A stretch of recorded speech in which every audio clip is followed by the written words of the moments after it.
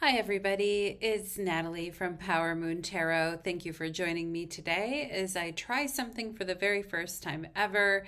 I am going to, instead of doing a celebrity chart or doing some other forecast video, I'm going to go ahead and go over the astrology of June 2025 with you today. And in doing that, I'm also going to discuss the astrology of May, just what we saw during the month of May and what news stories came out around those times as we observe what happened in the month of May. So I will be having timestamps on this video after I get everything edited and uploaded. Check back because I will have timestamps. And if you're wanting to skip right to the astrology of June, then you'll be able to find that in the timestamps later.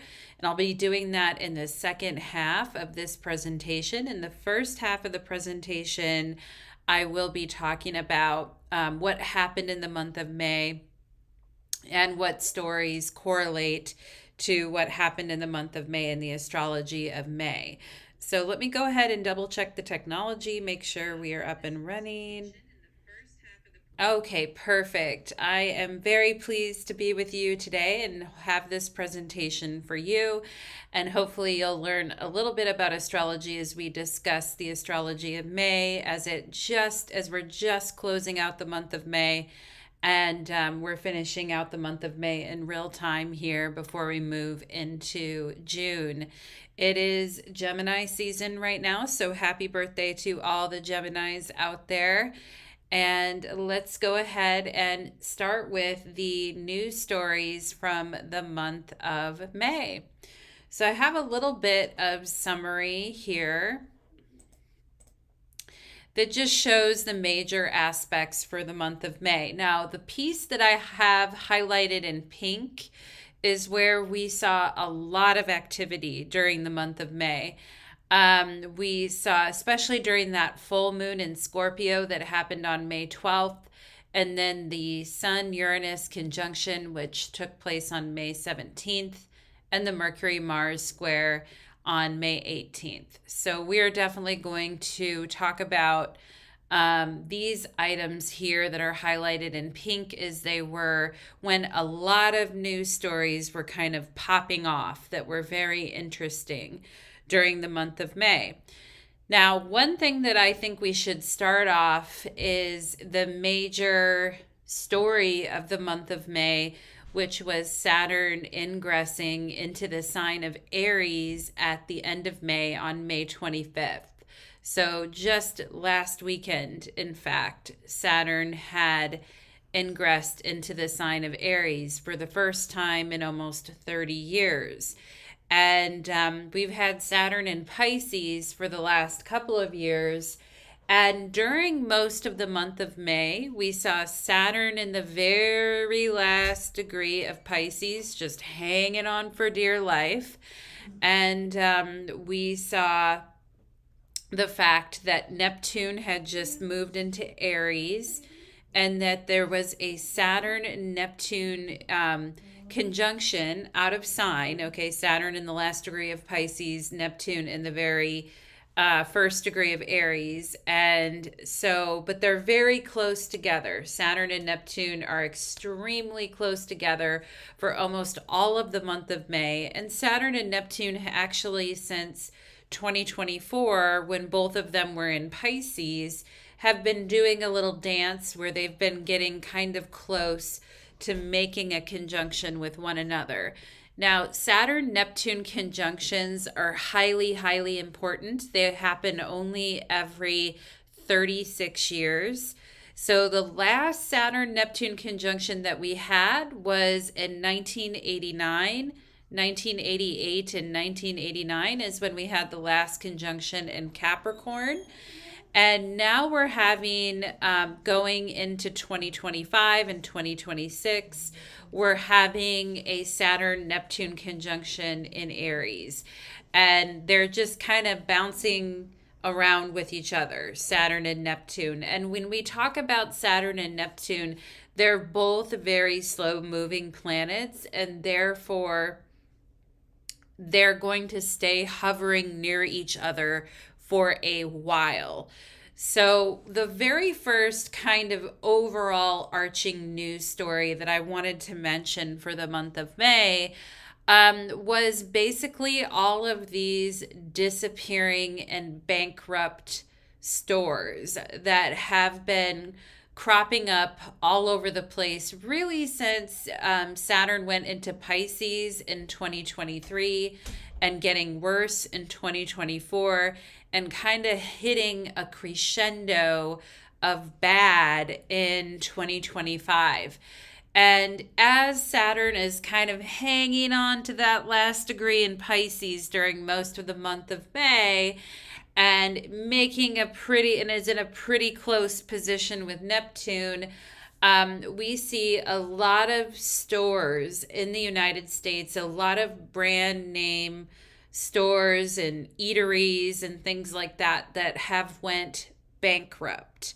And a lot of these stores are going through major downsizing, bankruptcies, and closings. And a lot of these stores were bought up by private equity who basically pummeled these stores with excessive debt. And then these stores kind of collapsed under the weight of this excessive debt. And many of these stores that are going out of business and going bankrupt and things like that, they were very, very popular going back into the 1990s, into the early 1990s, when we had our first Saturn and Neptune conjunction, and when we had Saturn in Pisces back in like 1993 to 1996.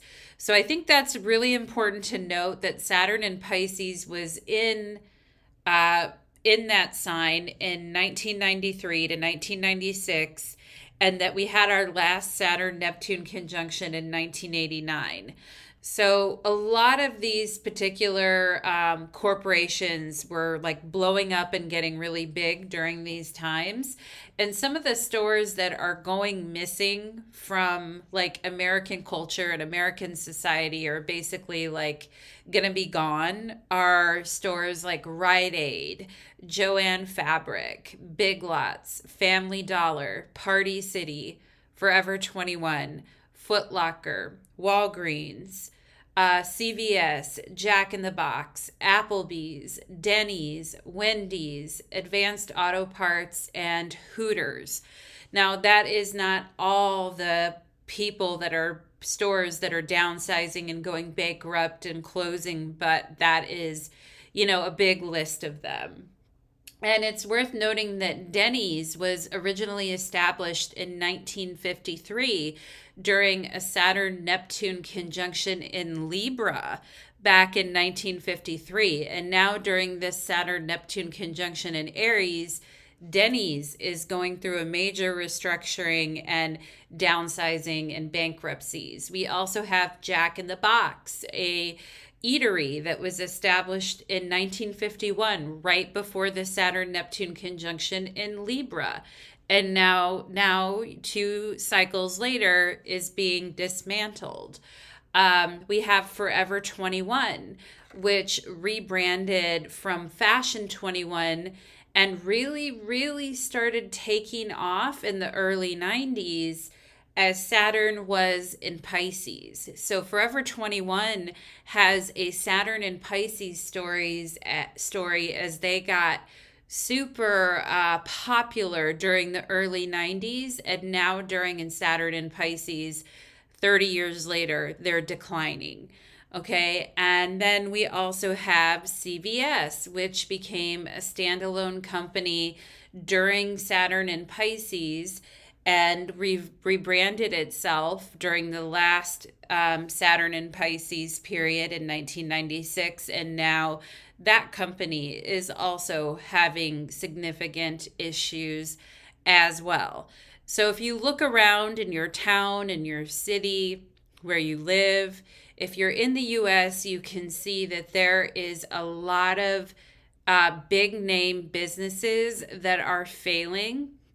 And Saturn has to do with things that are getting old, that are, not as relevant anymore, and things that are getting frumpy and old and out of style and are not kind of fitting with the pop culture or fitting with the times anymore. And Neptune is the act of disappearing things and like washing things away, and like things never actually, it's like, that did that ever exist? I don't know, right? And in the US, we talk about, not having third spaces or places to go to spend time outside of our home or work. And a lot of this disappearing third spaces that are kind of like affordable, like an Applebee's or a Denny's, has to do with all of this downsizing and bankruptcies and type of things. So I thought that was highly interesting, representative of, what is happening overall with the Saturn-Neptune conjunction.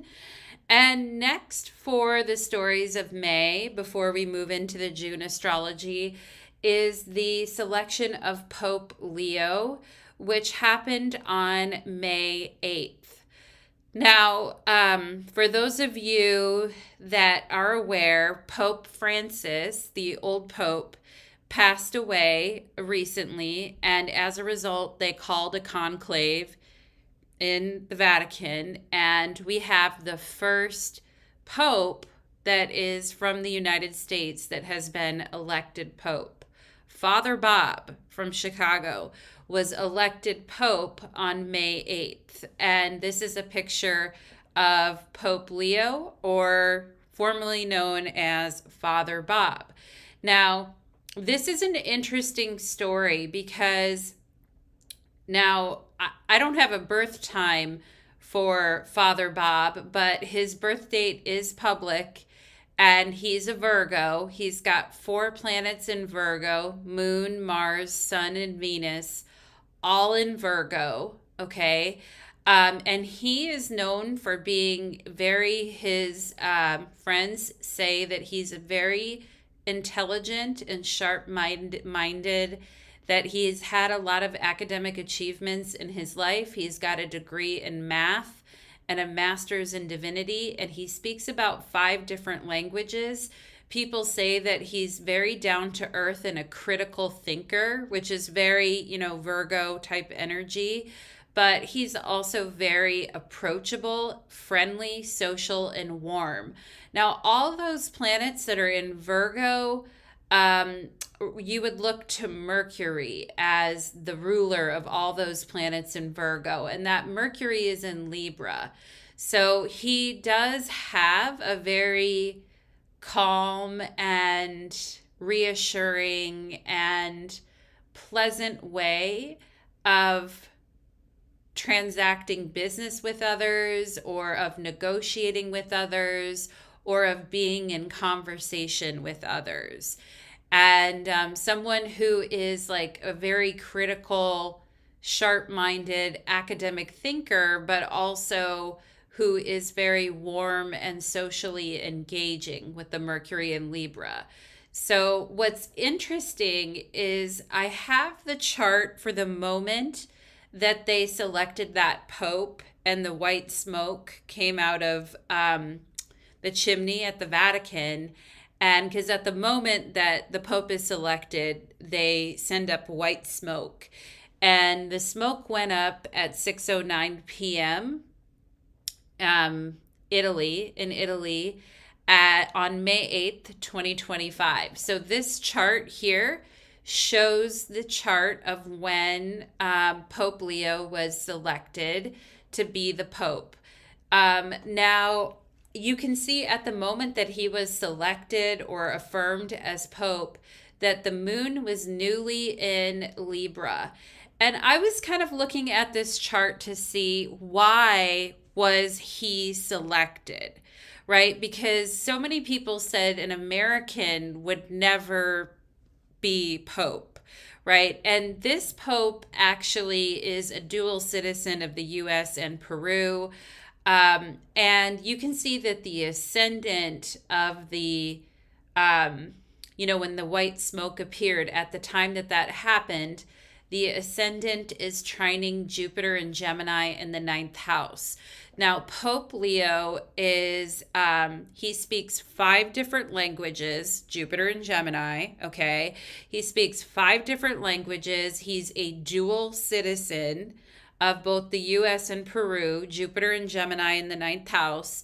And he is extremely learned and intelligent when it comes to matters of the faith in the Vatican and the happenings in the Vatican and the workings behind the church and all of that. So you can see the ascendant of the event is trine Jupiter. So I think he was chosen because he is a dual citizen and he does speak multiple languages and he does know like the system very well, as he was the guy that was in charge of making bishops while Pope Francis was alive. So I think that was one of the reasons that he was picked and part of his appeal.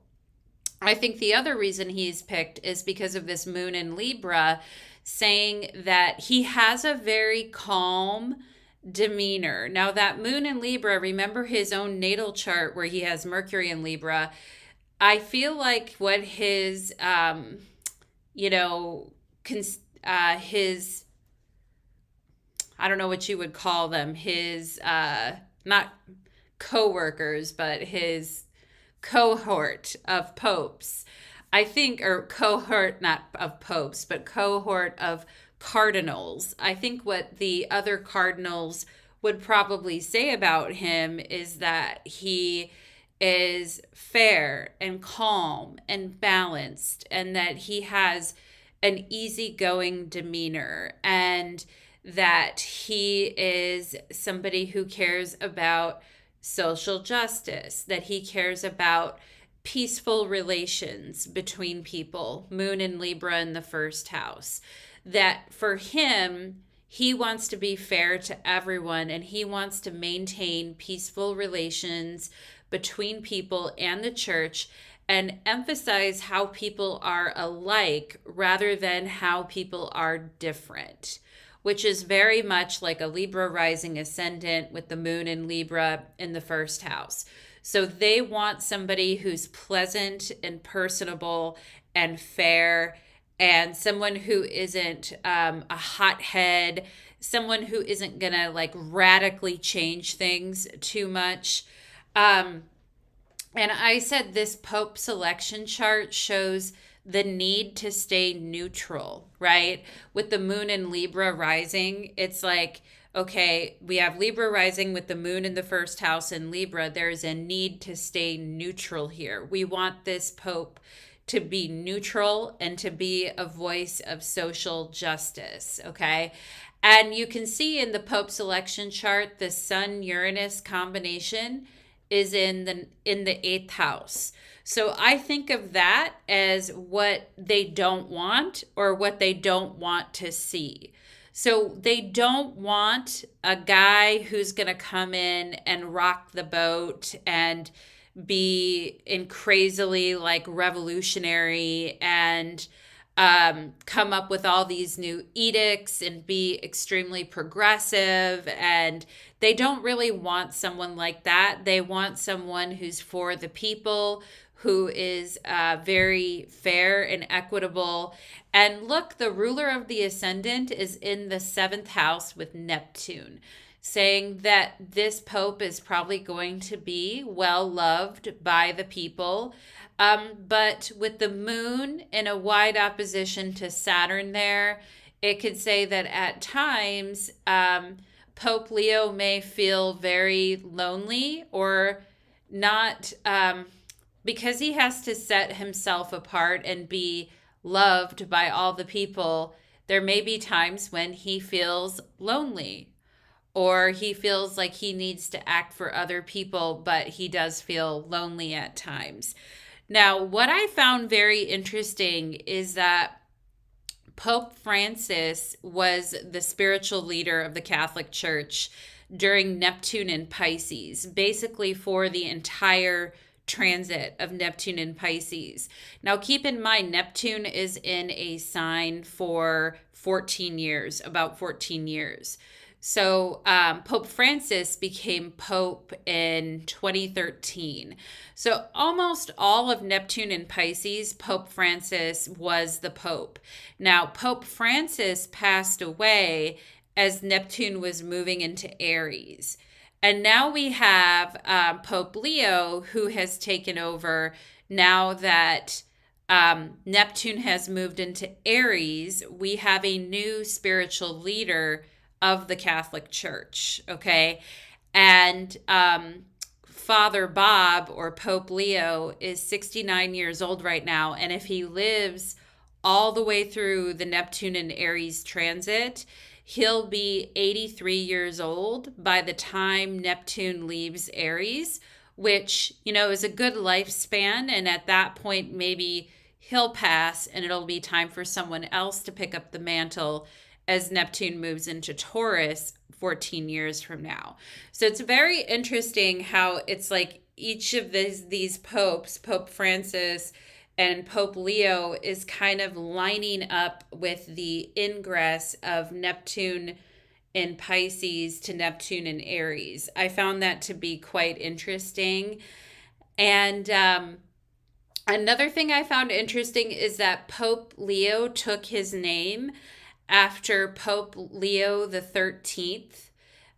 Pope Leo is actually Leo the 18th. Okay, so this Pope here, he is Leo the 18th, but he took his name Leo after the 13th Pope Leo, who was Pope at the time during the Industrial Revolution, who had a lot of writings on social justice for the people, and had a lot of writings on the rights and conditions of workers during the Industrial Revolution and the dignity of labor and the need for social equity. Now, social justice and the need for social equity is very Moon in Libra in the first house.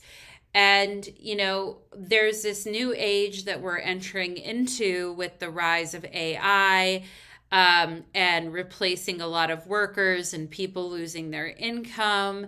And what kind of stance is this Pope going to have towards that issue?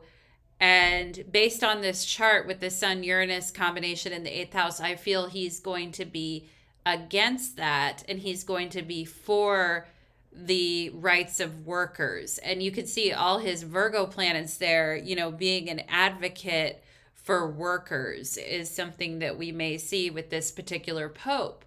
I think it's also interesting that he was selected on the second day of the conclave after 4 rounds of voting, and that Moon in Libra had just leading up into that conclave, and during that conclave, the moon would have been passing over all of his planets in Virgo.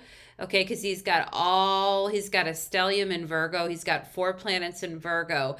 That moon would have been passing over all of his individual planets in Virgo.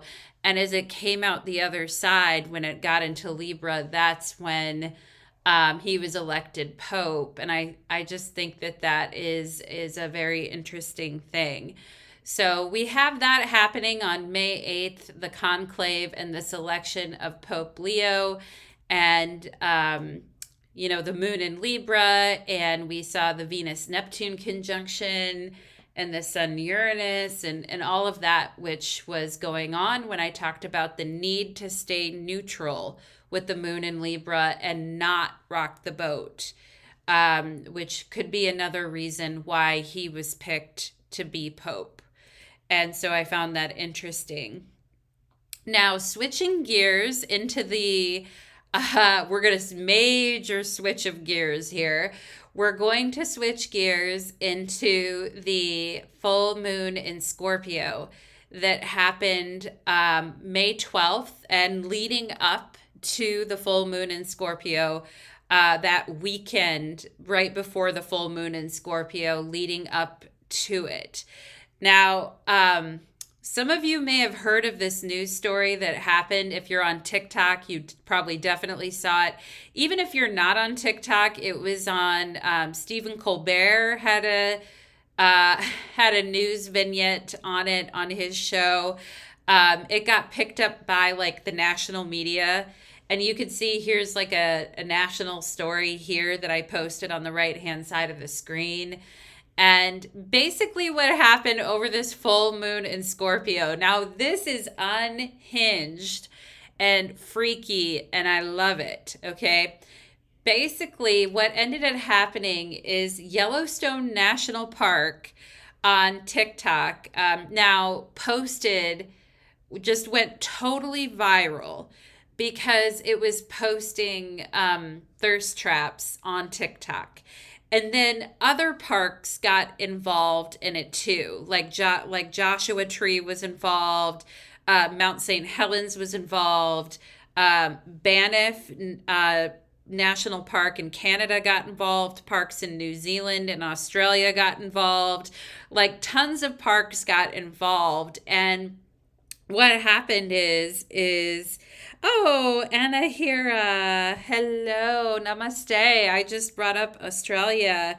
You're you're at home, my dear. And yeah, and so because there was this whole freaky deaky thing happening on the full moon in Scorpio, and parks all over the world were getting involved in it. And basically, in the United States, Donald Trump has defunded the national parks, basically taken away their funding. And as a way to like bring awareness to the parks, there were these national park accounts on TikTok. And some people say like it wasn't actually like the national park, it was like a parody account. But nonetheless, it did what it was supposed to do. And it raised awareness for the parks because what it was doing is it would like show a picture of this guy who's like an OnlyFans star who does like porn for women. And he was on these national park accounts going, "Come here, baby," like that. And then it flashed to like buffaloes roaming the fields in national parks. And then the music would start and it would be like, oh, me so horny. Oh, me so horny. And I mean, it was funny. It was crazy. And it was all blew up during the full moon in Scorpio. And what's so funny is that the guy who they used, like his photos and things like that, and his videos to kind of like stitch and then post pictures of the parks with it, is an adult star who's like an OnlyFans adult star who makes content for women, and who's like, you know, supposedly like this, I mean, not supposedly, but who is like this super hot guy.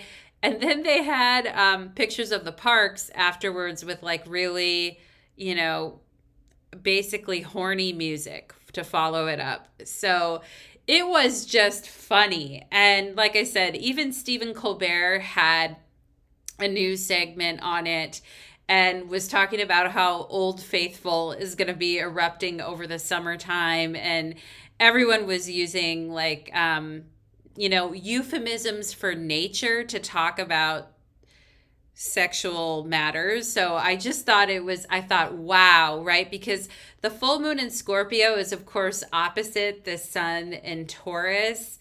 And, you know, I wrote it, here was the full moon in Scorpio, right? Sun in Taurus, opposite the moon in Scorpio.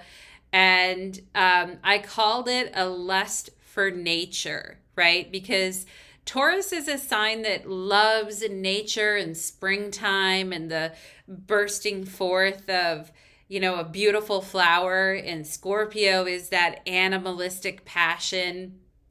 And we see like a very like lustful nature and like lusting after not natural beauty and like naughty behavior. And I wrote here the natural beauty of the parks and the animalistic passion was like paired together. And in the springtime, nature is bursting forth with life, and things are going to get sexual, mischievous, frolicking in nature. There's a lot of fertility rituals during the month of May. We have Beltane, like the holiday of Beltane, which is basically people just making love all day long during fertility rituals. So I thought, what a funny like representation of the full moon in Scorpio. And with Uranus there too, with that full moon in Scorpio, was right with Uranus. Like things got weird. You know what I mean? Like it really got weird, and it was like a freaky competition between all the parks to like out freak one another. And anyway, it was just such a funny like full moon in Scorpio thing.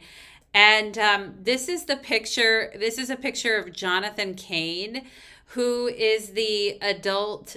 And this is him because he actually loves being outdoors and in nature. And he's always wearing like a Bass Pro Shop hat. And he does love being outdoors and fishing.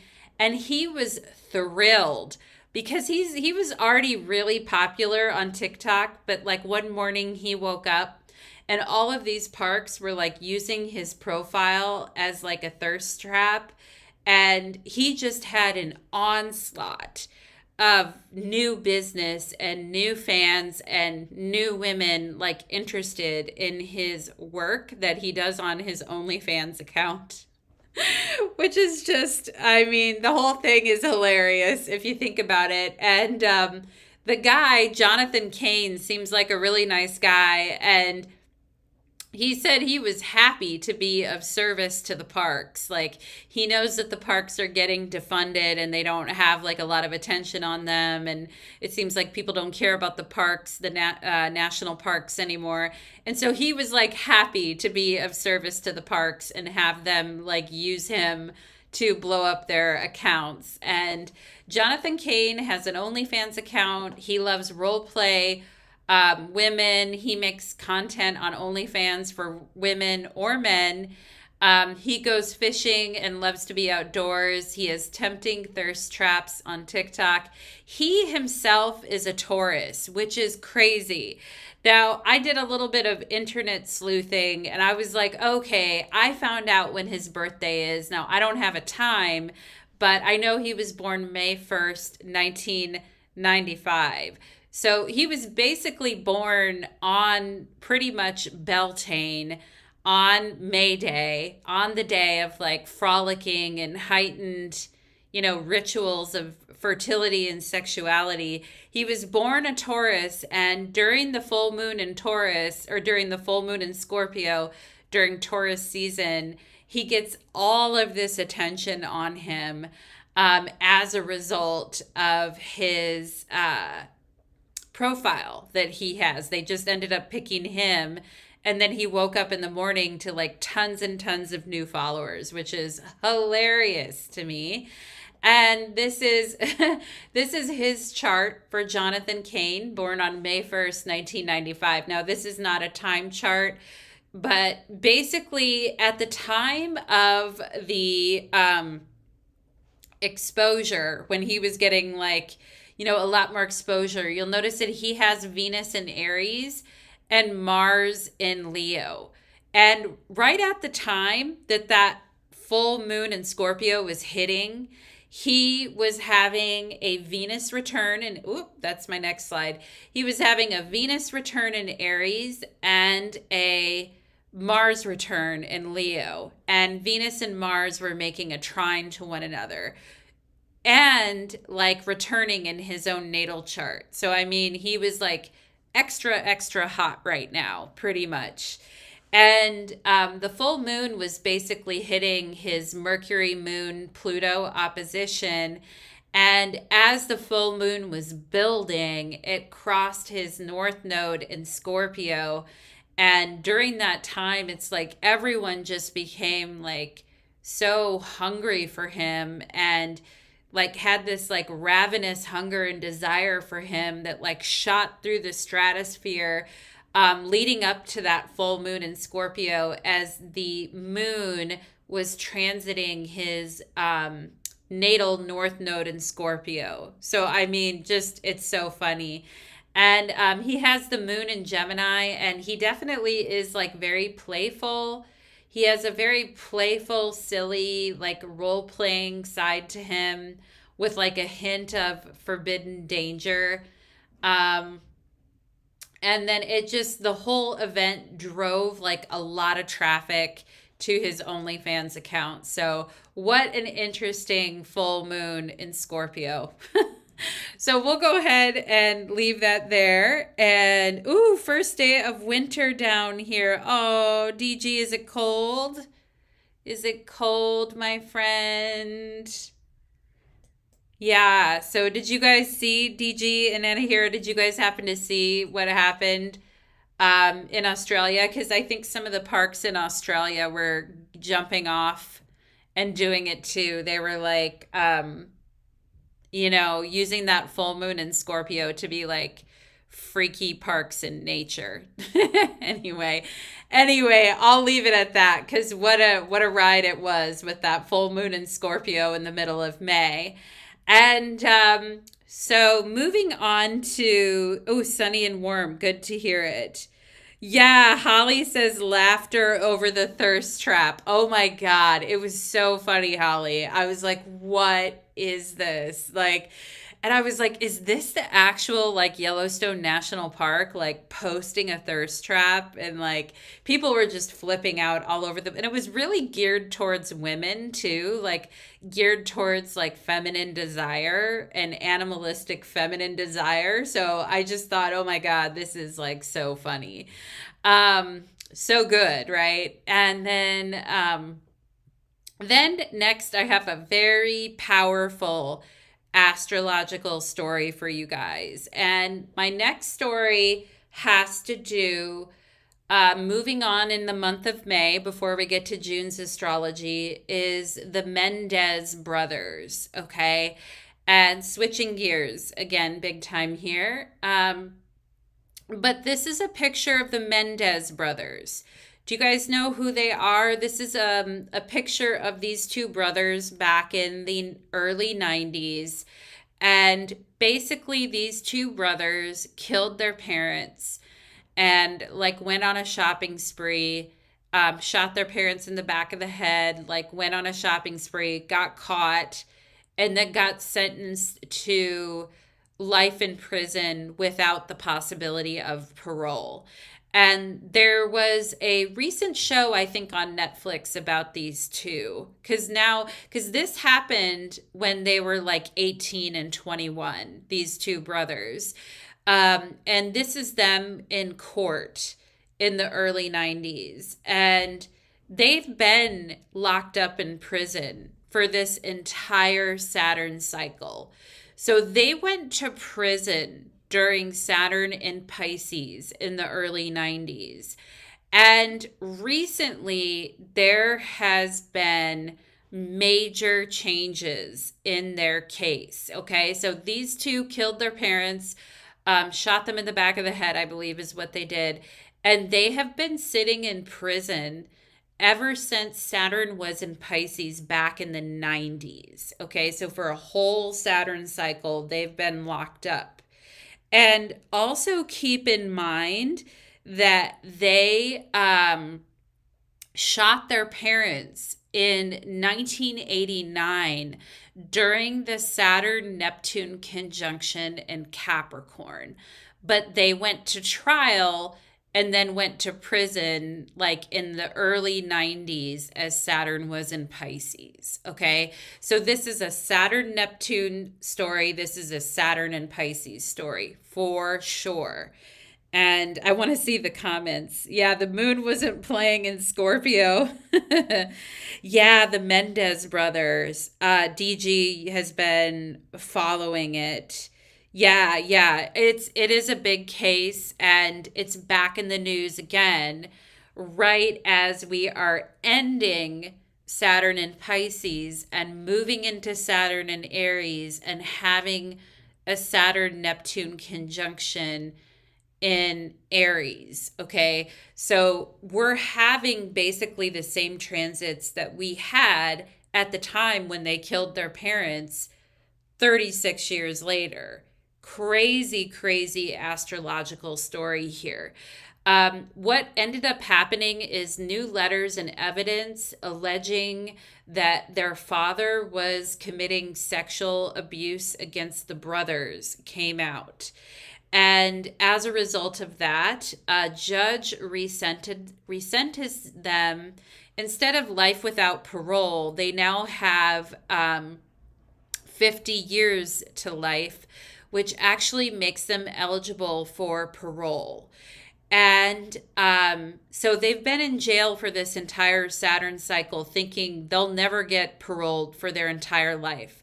And now, as Saturn is leaving Pisces, since the whole cycle, since it was in it before, they're faced with this option that they may get out of prison.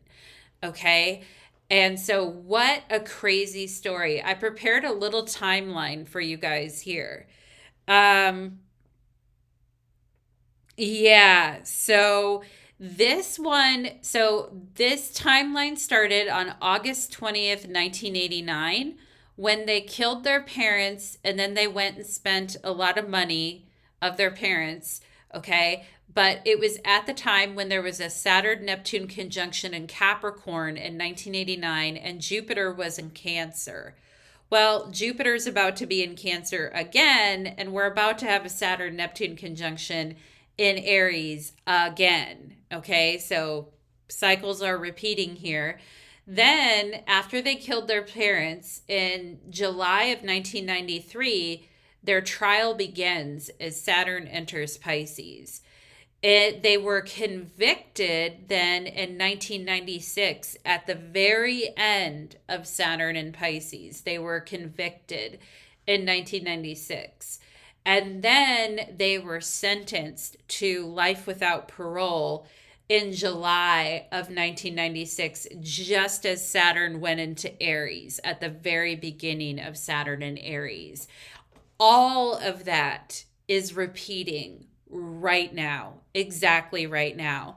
And now they may be getting out. And I put here, this is a Saturn Neptune story for sure.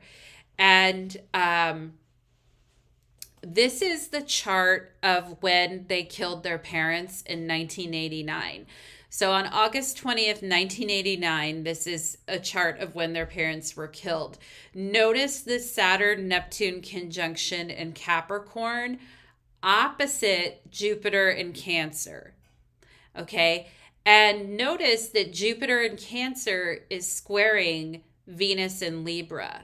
Okay? And one thing that cemented the nail in the coffin with the trial when they killed their parents is that they went and they spent lavish amounts of money afterwards. Okay. So Venus in Libra is squaring Jupiter in Cancer, right?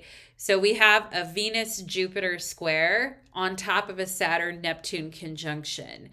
So that's a problem because, there's a lot of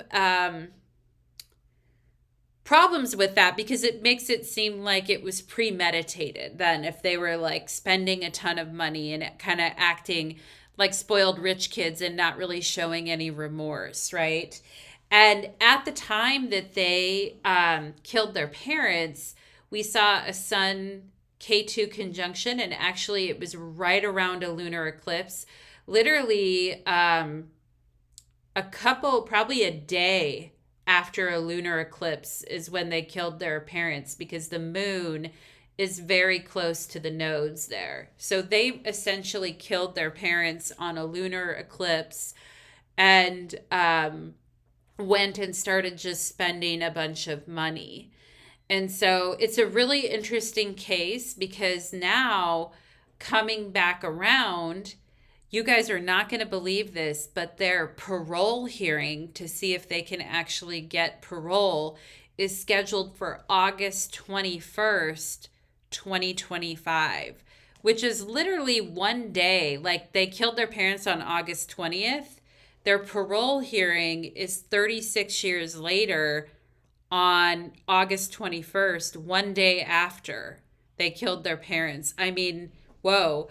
And on the day of their parole hearing, there's going to be a Venus Jupiter conjunction in Cancer. And it's going to be widely squaring that Saturn Neptune conjunction in Aries. And I wonder, when they have that parole hearing, if the spending lavishly or the spending after the parents died is going to come up again as a factor in their parole hearing. So I'm interested to see what's going to happen there. Yes. And yeah, it is wild. And Jupiter does have to do with, justice and the courts and the law and the legalities of things. Absolutely, DG. I agree with that 100%. And perhaps that Venus in Libra in the past getting into the way of having that clear justice because of the money, because the Venus in Libra is the money spending and the things like that. But they were very young then. They were like 21 and 18. And if they had been getting abused by a parent, then maybe they were happy and they were spending. And that's like how a 21-year-old and an 18-year-old would act, right? So it's a very interesting situation, and the date synchronicities are freaking wild. And it's all very much like a Saturn-Neptune story for sure. So we'll keep an eye out for updates on that trial and what's happening with that. Now, the next thing, May was like the month of trials because it wasn't the Menendez Brothers wasn't the only like famous trial going on at the time. We also had, drum roll please, P. Diddy, okay? The P. Diddy trial, this is an interesting one. P. Diddy trial began May 5th. And what's interesting is Pluto went retrograde at 3 degrees Aquarius one day before that trial started. And that Pluto in Aquarius has been a major problem for P. Diddy. Ever since Pluto has gone into Aquarius, he's had issues. And I can show you why. I have Diddy's chart right here. Now, this is not a time chart, but you can see that he has Mercury at 4 degrees Scorpio, okay? Now, Pluto is retrograding at 3 degrees Aquarius right now. So his natal Mercury is squaring, transiting Pluto in Aquarius. And all of his secrets that have been buried for a very long time are coming out. And also, when we talk about trafficking and sex trafficking across state lines, right, which his case is about that. Mercury is definitely about the transportation of goods and the trafficking of goods. And, in Scorpio squaring Pluto, it's a lot of those hidden details and hidden facts about that are coming to the surface. All of the secrets behind P. Diddy and everything that has been going on with him is finally coming to the surface. And this Pluto in Aquarius has been, like I said, a major thorn in his side ever since Aquarius started ever since Pluto started inching its way into Aquarius in 2023. We saw briefly Pluto into Aquarius in 2023 and in 2024, and that's kind of when his legal problems began. Also, P. Diddy has this Venus-Jupiter conjunction in Libra, And at the time of 2023 and 2024, there were eclipses happening right on that Venus Jupiter Libra conjunction. Now, I think that Venus Jupiter Libra in Libra conjunction is endlessly interesting for P. Diddy, because people say that he can be very charming and very generous, and that he is socially connected and networking with the right people, and that he loves to give people gifts and he loves to take people shopping, and that at one point he changed his name to Love, which is very, Venus in Libra, Jupiter in Libra. He changed his name to Love, and then he modified it and said his name was Brother Love. And so it's very interesting energy with that Venus Jupiter conjunction. And the way that he is constantly like, he offered to take 50 Cent shopping, and 50 Cent was like, no, but he like just goes around like offering to give people things and take them shopping and do all this kind of stuff. And he's always like hosting these massive parties, right? But this Venus Jupiter conjunction in Libra is squaring the Mars in Capricorn. So there's a hidden ambition or a hidden agenda behind all the gift giving. Like, he's trying to be a social climber. He's trying to connect with people. And if you take a gift from him, but then later you tell him no, or later you deny him, I'm sure he gets extremely angry about that. And I'm sure the gift giving is not without its, problems as well with the square to Mars there. And so we've got Diddy.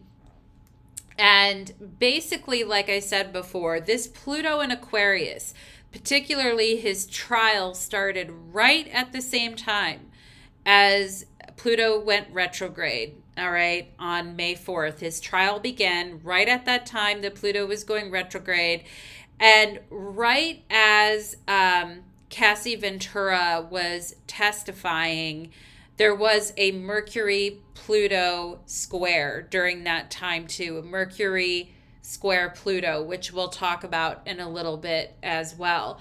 But details have come out regarding his 96-hour freak-offs with Cassie Ventura and male escorts, and his love of men and his love of being the dominating force towards other men, and putting people, including other rappers and male entertainers, in compromising positions as it relates to rumors about their sexuality. Okay?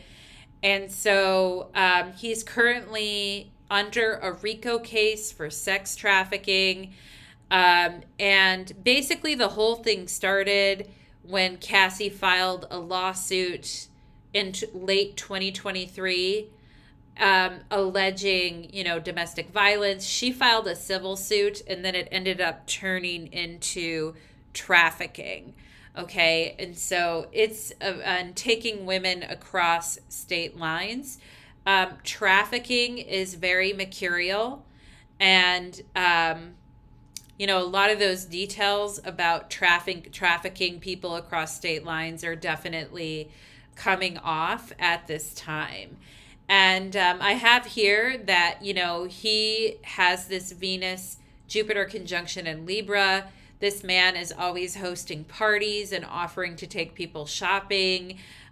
He gives major gifts to people, but it's all square the Mars in Capricorn. So he's incredibly ambitious and hostile, and his gifts come with an edge to them.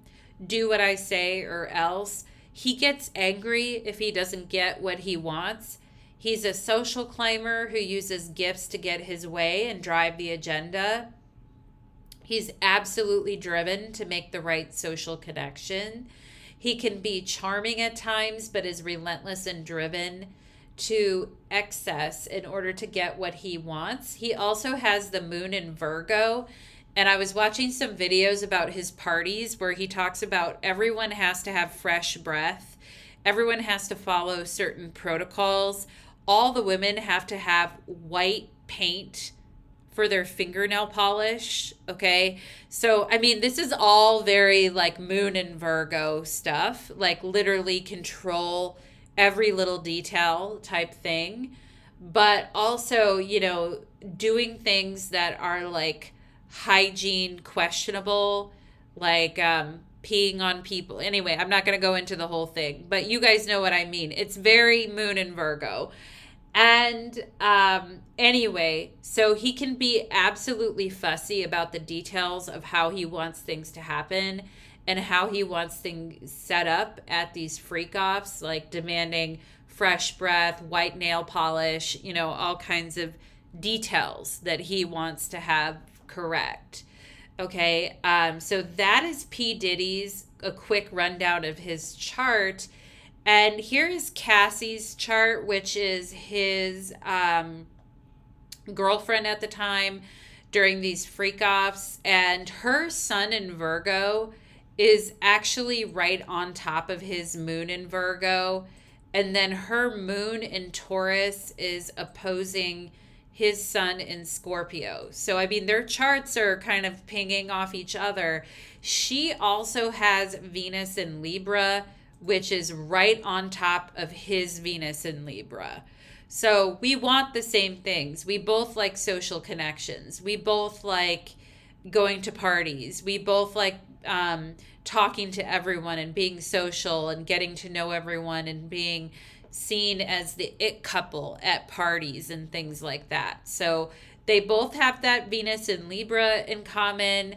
But the thing that I found really most interesting was her Pluto at 5 degrees Scorpio is right on top of his Mercury in Scorpio. Okay.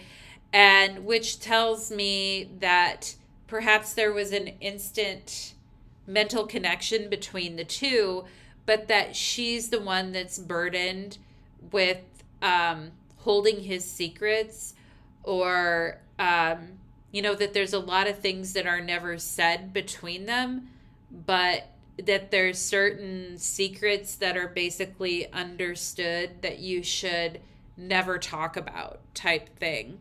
And that she has been carrying this secret with her for like a very long time. Okay. And what's interesting with Cassie is that when she, first filed a lawsuit against him, she was having an eclipse on her Venus in Libra in 2023. And so that is very interesting. And that whole thing kind of started the whole unraveling of P. Diddy and what we're seeing right now. And yeah, thank you, Rach's Magic. Thank you. Oh, I'm so glad that you love it. Thank you. And I also want to talk a little bit about the day that Cassie testified. So Cassie testified against Diddy on May 12th. And that was the day of the Scorpio full moon, which was also hitting her moon in Taurus. Okay, so it's a really big moment for her. And on the day that she testifies on May 12th, there is a Mercury in Taurus squaring Pluto in Aquarius. Okay, and I already talked about how in their individual charts, her Pluto is on his Mercury. And on the day she's testifying against him, there's a Mercury-Pluto square going on in the sky. So this is a Mercury-Pluto type of affair happening here, or event happening here. And the full moon in Scorpio was exactly conjunct her moon in Taurus on the day that Cassie was testifying. The Mercury-Pluto square was exact on the day that Cassie was testifying as well. And then one really other interesting point. On May 17th, 2024, there was a video released in the news where you can see Diddy assaulting Cassie. You can see him in a hotel hallway, like dragging her by her hair and kicking her and doing things like that to her. And the day that news release happened that showed that video in 2024, there was also a Mercury in Taurus square Pluto on that day last year when that video was shown on TV. Okay. So this is a big deal with the Mercury Pluto thing. And for Cassie, this is about her telling her story and letting the years of repressed and silenced communication finally free and finding the power to exercise her voice and unburden herself of the secrets she has been carrying with her for all these years. And there's probably many times where she felt silenced, or when she couldn't speak out. And now that she's speaking out, it's exposing a secret so big, it's kind of like rocking the whole music industry. And, the Mercury square Pluto is about going to the depths of hell and still being able to tell your story after so many years of holding your story in and not ever telling it. And then when you finally do get to tell your story, not caring what other people think about you as you expose your secrets to the world, you can't be worrying what other people think, because it is time to gain freedom from those secrets which have been having a powerful hold or control over you. And I think that is, yeah. Yeah, and DG says, I felt for her being heavily pregnant. Yeah, yeah, isn't that crazy? I just got chills when I said that, DG, that you felt for Cassie, that she was like heavily pregnant at the time that I don't know, I got chills when you said that too. That is, because it's a very vulnerable time for a woman. And for her family, and to have to go and retell that story and, bring up all those old memories and going through that. And yeah, that is just, it's a very hopefully, it was a freeing moment where she got to let go and purge all those secrets that had been piling up probably within her. But yeah, what a powerful testimony, what a powerful moment for her to speak. And wow, yeah, that's a big one. That is really, really a big one. That story with the Mercury Pluto really rocked my world for sure. And then really showing the power of astrology, absolutely. And yeah, so that was one of our big stories in May. And then next, moving on to a different story now. This story has to do with New Jersey engineers striking. And I kind of knew as we got to the middle of May, things were going to get real spicy. And how do we know that, right? It's because if you look at the schedule of May, you can see that there's a Mercury-Mars square right around the time that the Sun-Uranus combination Cazimi was happening. So I knew that middle of May to May 16th to May 20th-ish, things were going to be really, really spicy. My birthday, for instance, was on May 18th in the middle of all this stuff, and I ended up in the urgent care for medical issues. So, I mean, it was a very spicy day. I will say that Sun-Uranus combination with the Mercury squaring Mars, okay? So leading into this, I knew it was going to be zesty for sure. And yeah, so yeah, I knew it was just going to be a lot with that. And so with the New Jersey engineers striking, what ended up happening is early Friday on May 16th, as this Mercury square Mars, Mercury and Taurus. So Mercury at that point had moved past its square with Pluto, but then was about to be squaring Mars, okay? And early that morning, a bunch of engineers went on strike. And what was hard about it is that the engineers that went on strike control the nation's third largest commuter line in the entire country, and that has over 100,000 commuters passing through every day. And the union was seeking pay raises to align compensation with other rail systems in the region. Now, the strike ended up lasting 3 days and it ended up getting worked out, but at the time it looked, kind of bleak because they were telling people, okay, don't try to drive into the city. Don't try to drive into New York City if you can. Work from home if you can. And then there was supposed to be two concerts, Shakira and Beyonce in New York. And they were like, you're going to have to figure out authorities were like, you're going to have to figure out how to get there because the train isn't running. And whenever we see a Mercury Mars square, we have to kind of wonder if travel plans are going to get a little fucked up, The last time I paid attention to a Mercury Mars square was when there was a global IT outage and every single, computer that controls planes and the movement of planes with travel was down. And so when I saw the New Jersey engineer strike, I was like, oh yeah, Mercury square Mars, right? And then people trying to go to work on Monday, travel plans are messed up, logistics are messed up, the trains aren't running on time, okay? And basically when we can't get to work on time, tempers are flaring, road rage goes up, there's accidents and congested traffic. And I thought, oh boy, right? Especially in signs like Taurus and Leo, which need things to be regular, where things can get very stubborn and entrenched if they're not kept regular. So I was like, oh boy, when I saw that story. Luckily, this strike got over pretty quickly.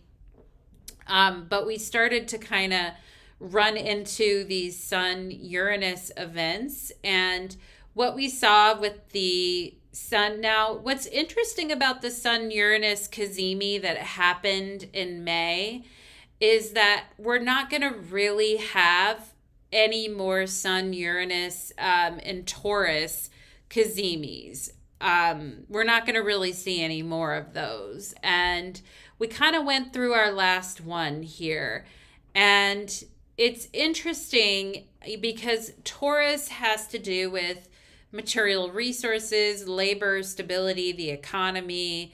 And during the last Uranus and Taurus transit in 1935, we had the Wagner Act, which actually included the right to unionize.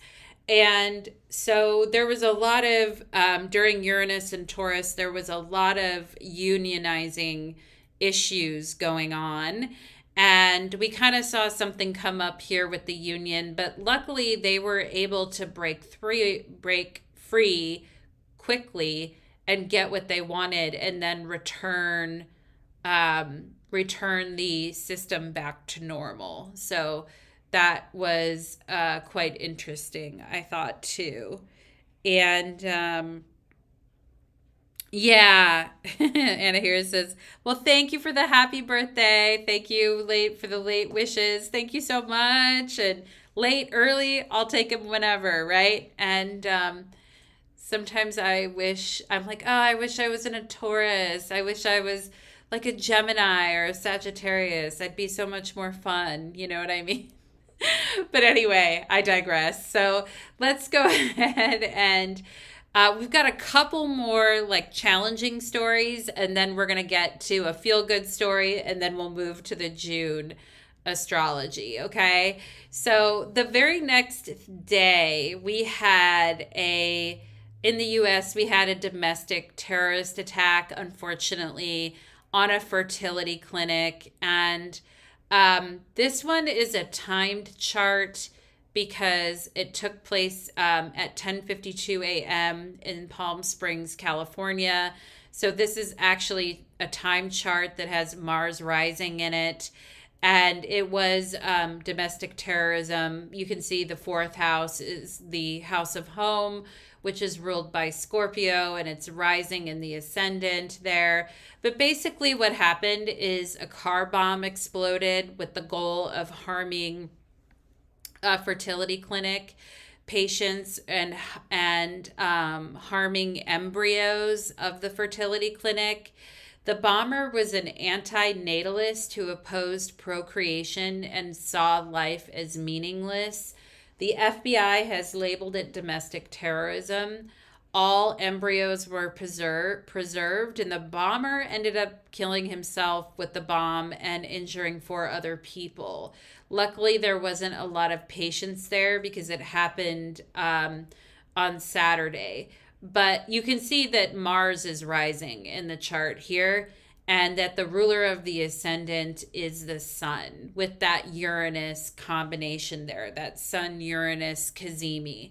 Now, what's interesting about Sun Uranus and bombings is that many famous bombers or people that engage in bombings in U.S. history have Sun Uranus combinations, including the Unabomber or Ted Kaczynski or Timothy McVeigh, who are both famous people who were famous for bombing, like large scale bombings, and in the case of the Unabomber, like multiple bombings.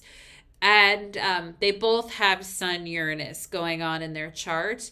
And in this chart of this, domestic terrorist attack, which we haven't had one of those for a while in California.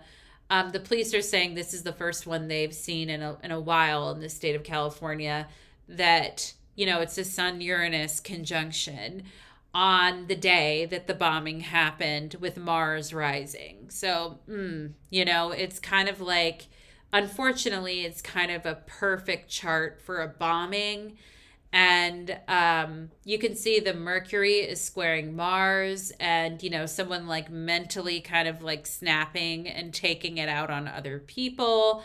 And you can also see the moon getting ready to make a monthly conjunction with Pluto there on the right hand side of the screen, and the fact that he was like anti-natalist and anti-creation and seeing life as meaningless, and that he was trying to like kill embryos. But thank God he didn't. He was not able to kill very many people, or I think he only injured 4 people, and then he ended up offing himself in the process. And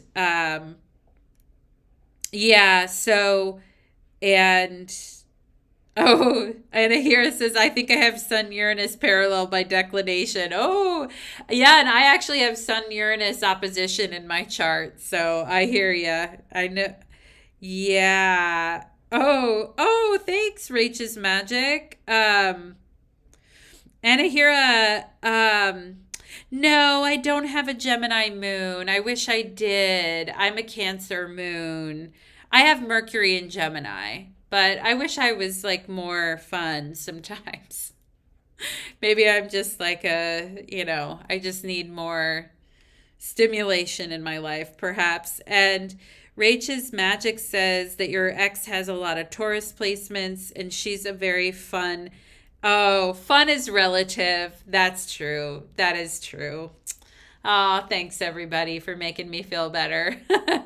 And, but yeah, and it's worth noting too that later that day, so there was that terrorist attack, domestic terrorist attack at that fertility clinic early that morning. And then later in the evening, that same night, a Mexican Navy training ship hit the Brooklyn Bridge, and several people did die in that accident. And they were calling it a mechanical malfunction of the Mexican Navy training ship. And, nothing says mechanical malfunction like a Mercury square Mars issue. That is very much like a technical or mechanical breakdown. And you throw some Sun Uranus in there, and you get like surprising accidents happening and things like that. So, yeah, we do have that. Now, I've got one more tough story for the month of May, and then we'll finish with like a happy one. So, in the month of May, we also had on May 22nd, we had a Cessna plane carrying 6 people crashing into a neighborhood in San Diego at 3:45 a.m. And I mean, the plane left a big hole in a house, and then, fires were started because of it. And I think up to 10 homes were damaged by fire and debris and damage from the plane. And over 100 residents had to be evacuated in the middle of the night. And then all 6 people on board actually perished in the accident. It was a small plane carrying 6 people, and they crashed into a house in a San Diego neighborhood. Now, this chart is a time chart because they say it happened at 3:45 a.m. So you can see that Neptune was rising at the time of the accident. Now, the reason the crash occurred is because there was dense fog and visibility was only about half a mile, and the airport runway lights were not operational, and they didn't have enough visibility to land. And so they hit some power lines, and then the plane fell into like a home and put a big hole in the side of the home. And basically, like, Neptune is rising in this crash chart, which I think is very appropriate for being under dense fog and not knowing where or how to land. Now, it kind of reminds me of the chart I did a while back ago. And DG, you'll remember this one from a while back ago I did, called The Day the Music Died, which was the tragic accident of Buddy Holly, the Big Bopper, and Richie Valens when their plane took off, and it was very foggy and they crashed.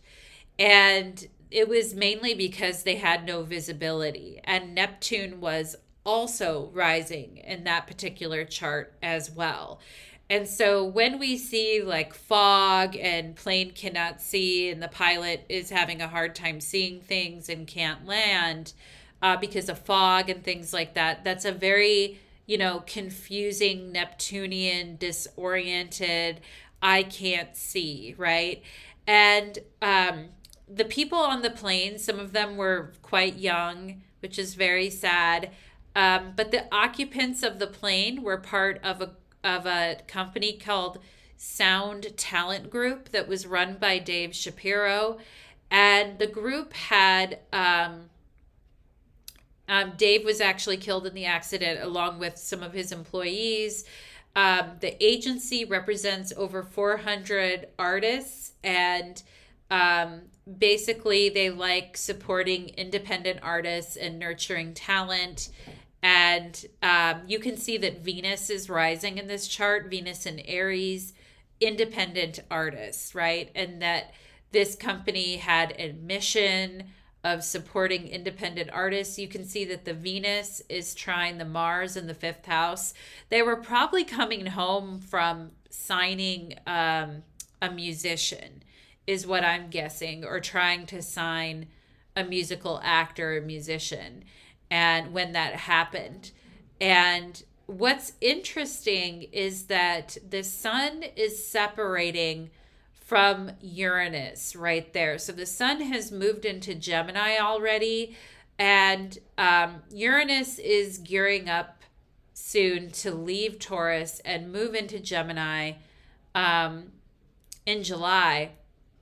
But what's interesting is that Dave Shapiro, the founder of this artistic music company, founded the company during 2018 as Uranus was moving into Taurus, and now he has passed away. as Uranus is leaving Taurus, and what is going to happen to his company is a very interesting question after, since he has now passed away, and that's very sad. And then the other thing I would like to point out about this chart is this North Node Moon Saturn issue in the 12th house. Now, the accident happened at 3:45 in the morning, and to me, this North Node Moon Saturn conjunction in Pisces represents, in the 12th house, represents everyone in the neighborhood like sleeping and relaxing, and all of a sudden waking up to the sound of a huge crash or a huge noise of a home like bursting into flames. Or can you imagine, right? Like you're sleeping, you're tucked in bed, you're all cozy, and then boom, there's a huge loud crash, and all of a sudden, like fires are starting, everything is going crazy. That moon with Saturn is with the North Node is under a lot of stress there. And when we think about the moon, we can think about the people or people's homes or where people were living. And we can see that aspect under a lot of like stress that they didn't even really know about, that kind of came out of nowhere, like while they were sleeping in the middle of the night, like just, pandemonium erupted and took them out of sleep into this like panic, probably, is what I'm sure. And so, yeah, that is a very unfortunate event that happened. And we can see that, there was a problem there with the fog, with the Neptune rising, for sure. And next, I would like to take a look finally at a feel-good, happy story. And I absolutely love this story. I don't know if you guys have heard about it yet, but this is a story about a 29-year-old guy from Oregon who embarked upon a solo journey to sail from Oregon to Hawaii with his cat by himself. His cat's name is Phoenix, okay, and his name is Oliver. And he quit corporate America. He was disenchanted with the American dream. He got diagnosed with a potentially bad illness that posed a future risk to him. He cashed out his 401k. He bought a sailboat. He learned how to sail from YouTube. Isn't that funny? And then he started a 24-day journey to sail from Oregon to Hawaii. And over that period, people just started following his journey. And he gained over 2.7 million followers on social media, watching him ditch corporate America and ditch like the conventional life and do what he wanted and follow his dream. And what an interesting story. He had care packages dropped for him in the middle of the ocean, but he also experienced moments of stress when his rudder failed. And his whole journey is about breaking free from conventional lifestyles to pursue one's dreams and adventures. He received a hero's welcome on May 24th, the day when he arrived in Honolulu, Hawaii. So a guy with no experience sailing or knowing what to do, he learns how to sail off YouTube. He sails with his cat. He documents it online. He gets to Hawaii, and so many people are waiting for him. And I remember the morning of when he showed up, and it was on May 24th when he arrived in Hawaii. And I was like, oh my God. So he's arriving in Hawaii on the day that's the very last day of Saturn in Pisces, when Saturn is moving into Aries. And I was like, wow, what a journey. And I was just thinking about that. And then I read in a paper that I read in the news that he is 29 years old. Now, I don't have a chart for him. I don't know when his birthday is or anything like that. But if he's 29 years old, then he's in the middle of his Saturn return, and he has Saturn in Pisces, I'm sure. And he probably, in the some of the last degrees of Saturn in Pisces, as he's making this journey, and he arrives in Hawaii as Saturn is about ready to move into Aries, like having been tested to the max on that 24-day journey. And I just thought, wow, what a story. And here's the chart from when he started his adventure. And he started his adventure on April 30th. On that day, there was a Moon Jupiter conjunction in Gemini. And to me, that just talks about how his story was like picked up immediately by all these people. And all these people started following him on social media, and it got everyone talking. And his story became like so popular, and people felt instantly like they knew him on a personal level. And you can tell that he's kind of like a shyer guy or kind of a quieter guy, and he has kind of like a nervous laugh where he's like, like everyone's watching him type of thing. But you can see Mars is in Leo when he started his journey. This is like a very heroic but perhaps dangerous journey to go by yourself and find the courage to face your deepest fears, right? He started when Mars was opposite Pluto.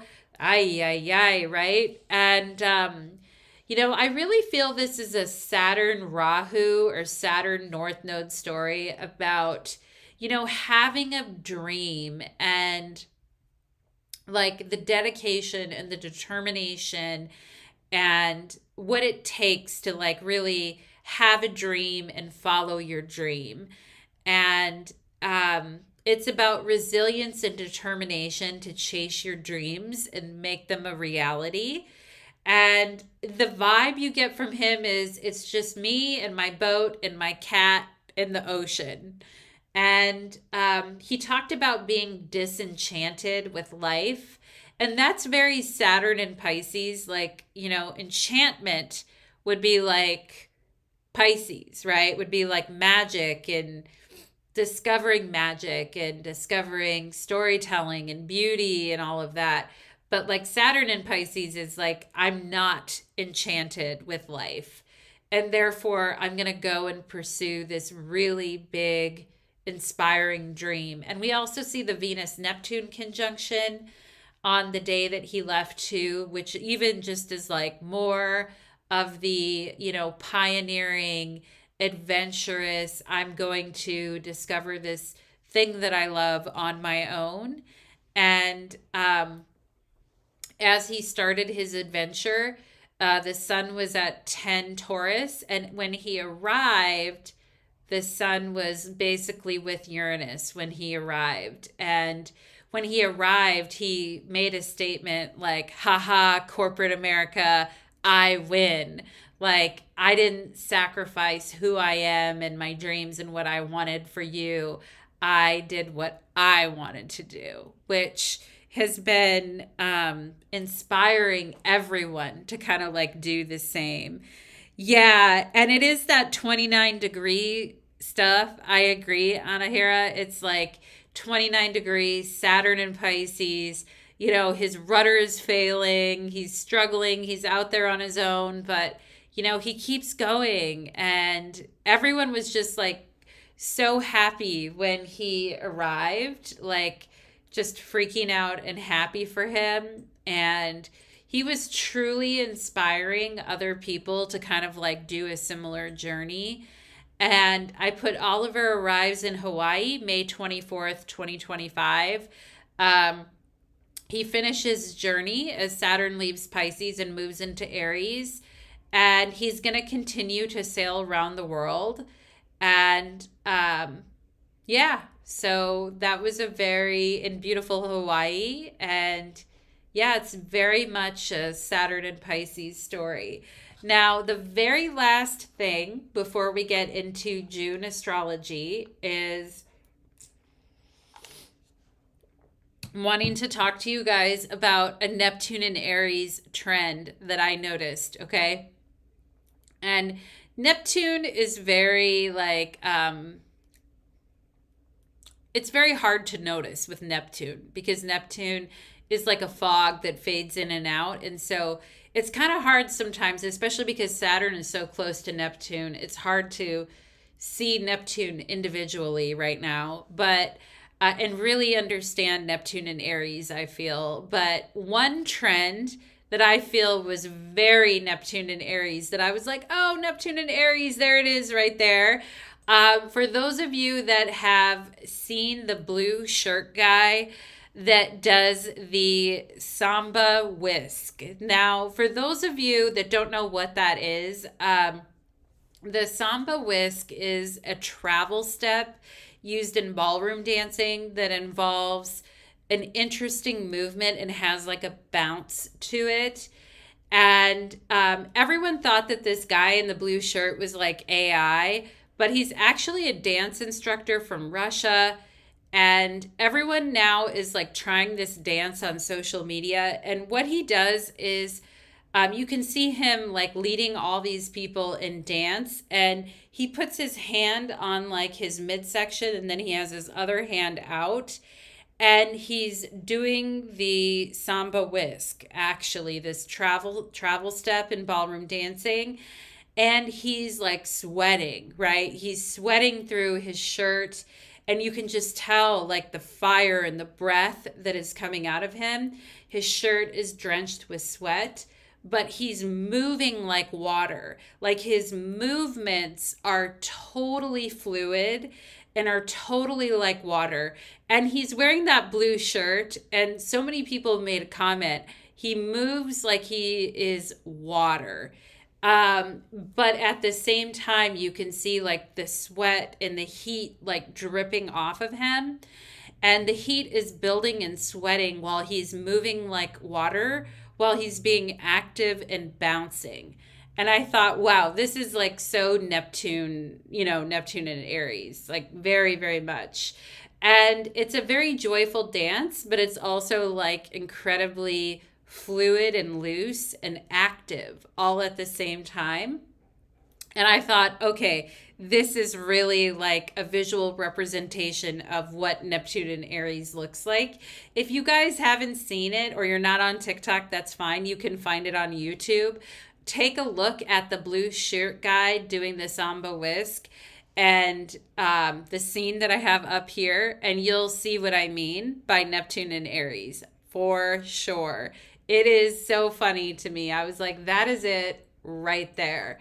Okay, when we're thinking about Neptune and Aries. And so with that, with those couple of feel-good stories at the end, let's go ahead and finally look at the astrology of June. Okay, so I've got a couple slides here that summarize, and we start off, I'm going to highlight here. We start off about the first week of the month with a lot of Venus action. Okay, Venus with Chiron, Venus enters Taurus, Venus squares Pluto, which we'll talk about in more detail. But in summary, we start off with a lot of Venus action. As we get moving into the rest of the month, Jupiter is really the belle of the ball in the month of June, because Jupiter is entering Cancer for the very first time on June 9th. And as Jupiter enters Cancer, Jupiter is going to make a conjunction with Mercury and immediately square Saturn and Neptune. Okay, so Jupiter is going to be the belle of the ball and the one to watch in the month of June. And is when Jupiter moves into Cancer, we're going to see a bunch of other aspects firing off. And then after that, in the middle of all of that, we have the full moon in Sagittarius on June 11th.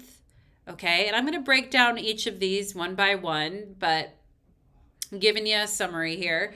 We've got the full moon in Sag on June 11th, and then on June 15th, we have Mars in Leo squaring Uranus and Taurus.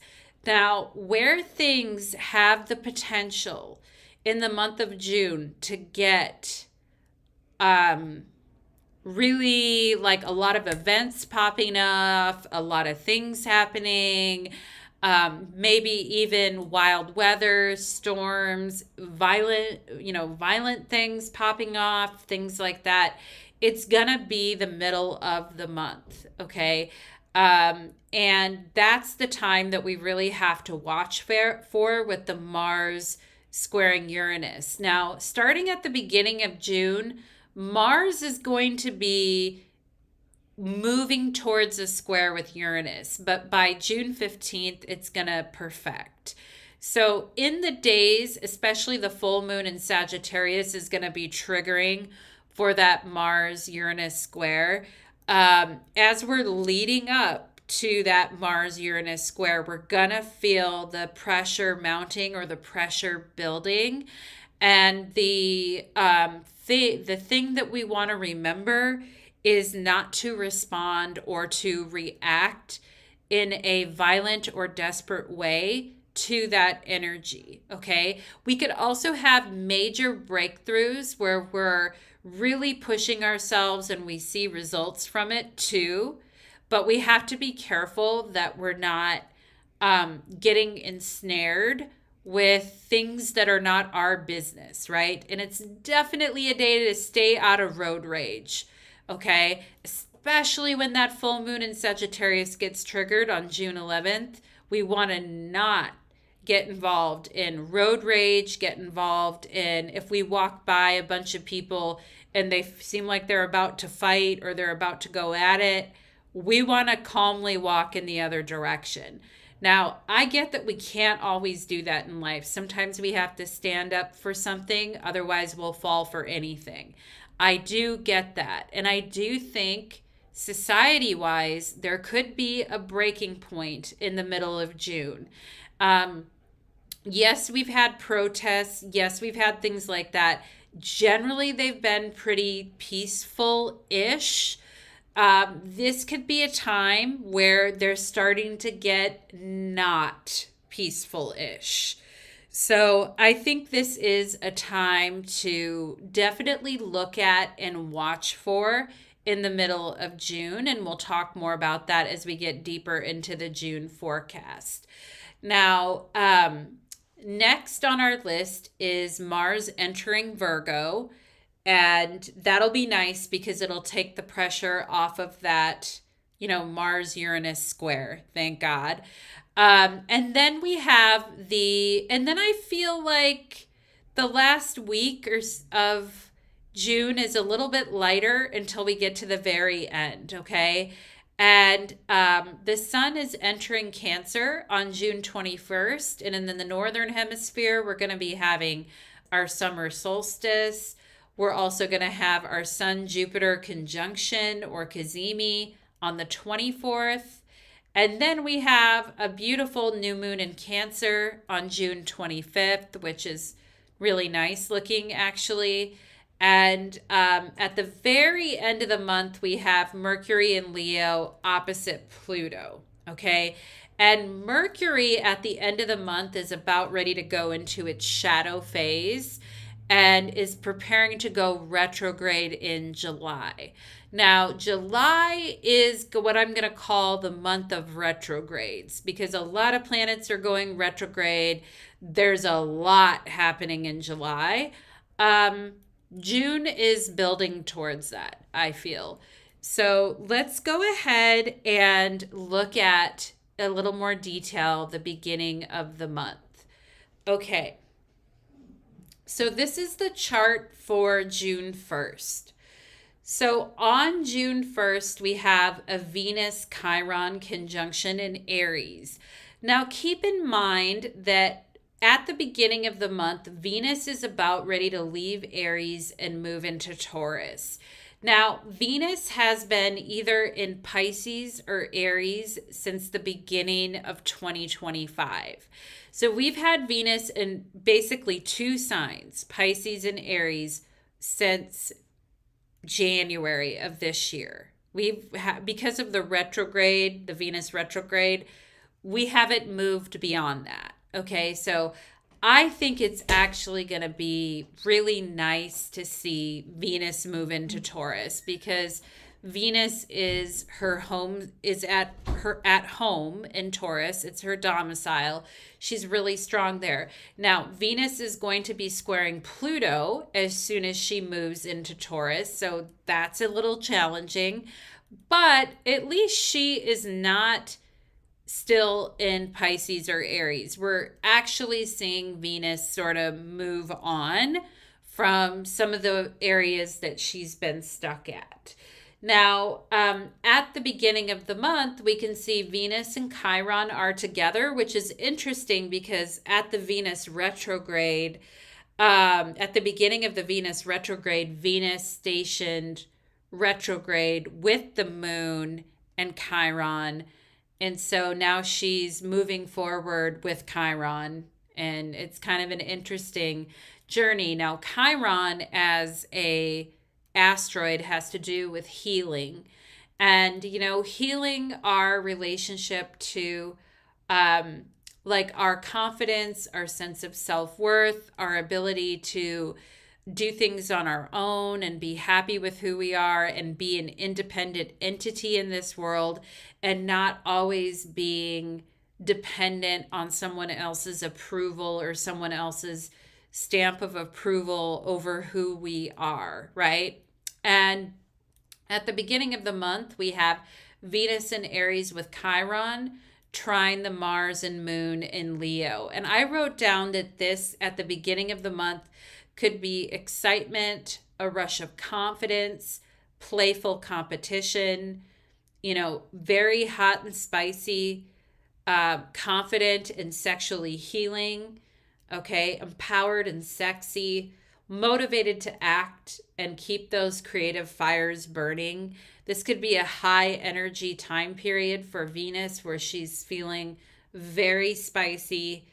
And there could be a lot of dialogue, particularly towards the beginning of the month, about people that prefer to be single, people that prefer to do things on their own, people that prefer not to be in a relationship, people that like their independence, okay? And I think there could be, I think there could be like a recognition of how far people have come with their ability to be independent and grow on their own. And an aspect of being independent on your own is definitely coming into fruition and healing at this time, I feel. Yeah, Rach's Magic is saying don't drive in the middle of the month. Got it. LOL. Yeah, it's so funny because I always tell my boyfriend, I always tell him, like, if there's a weird thing going on, I'll be like, don't fight with anyone today. I don't really tell him, like, oh, it's, even though he knows astrology, I'll just tell him quick, like, Mercury retrograde starts today. Stay away from busy streets. Or, Mars is squaring Uranus today. Don't fight with people. Like, I'll tell him that as he's leaving for work. So, so he's like, okay, I won't. I'm like, yeah, keep to yourself. Don't engage, type of things.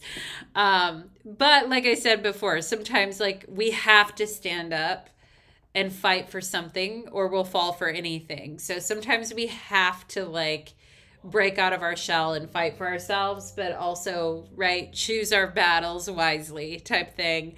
And so I feel that energy, especially tough, independent women, is a big theme at the start of June.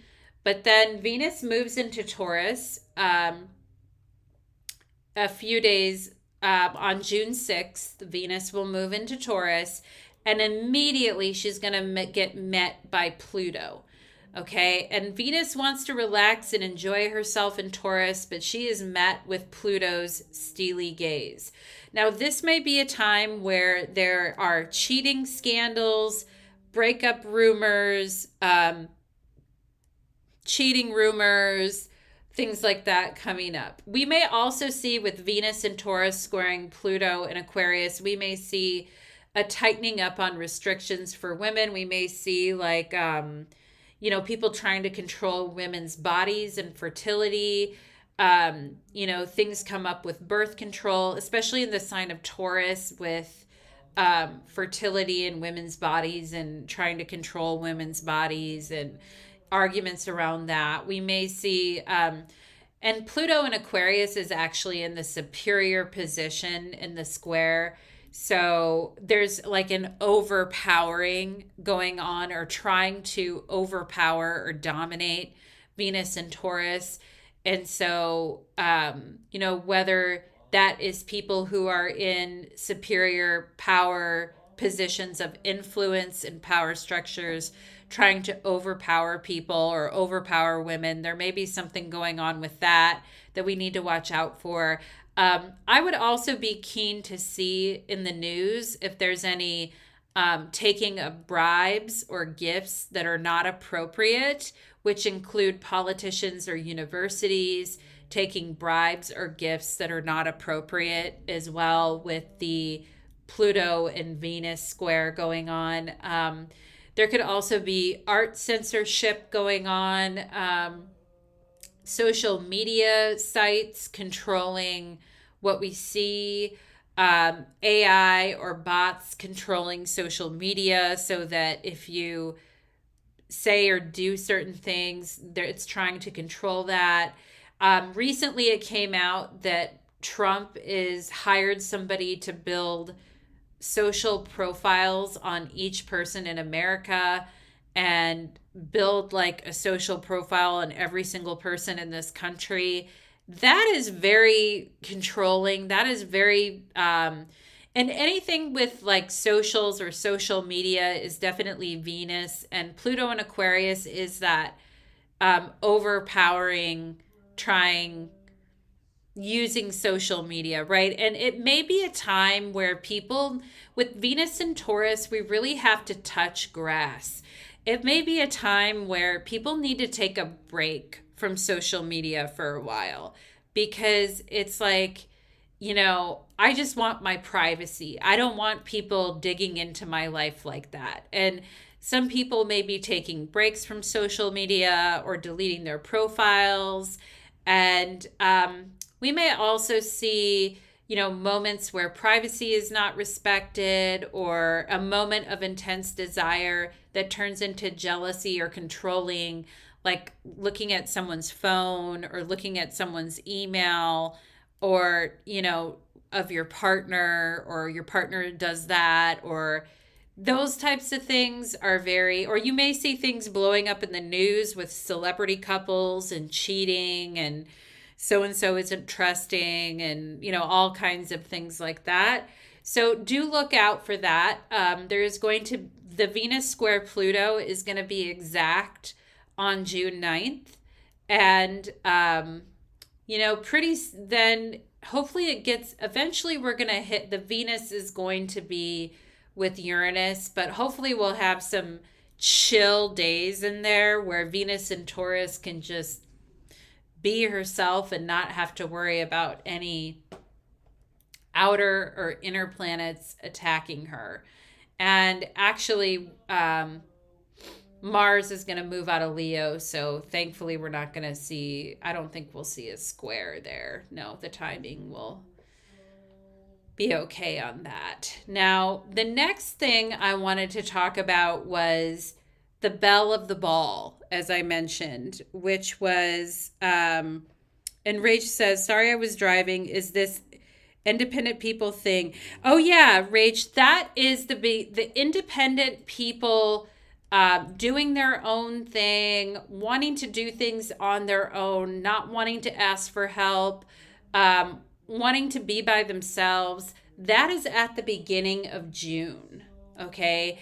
And it doesn't, Venus moves into Taurus and squares Pluto.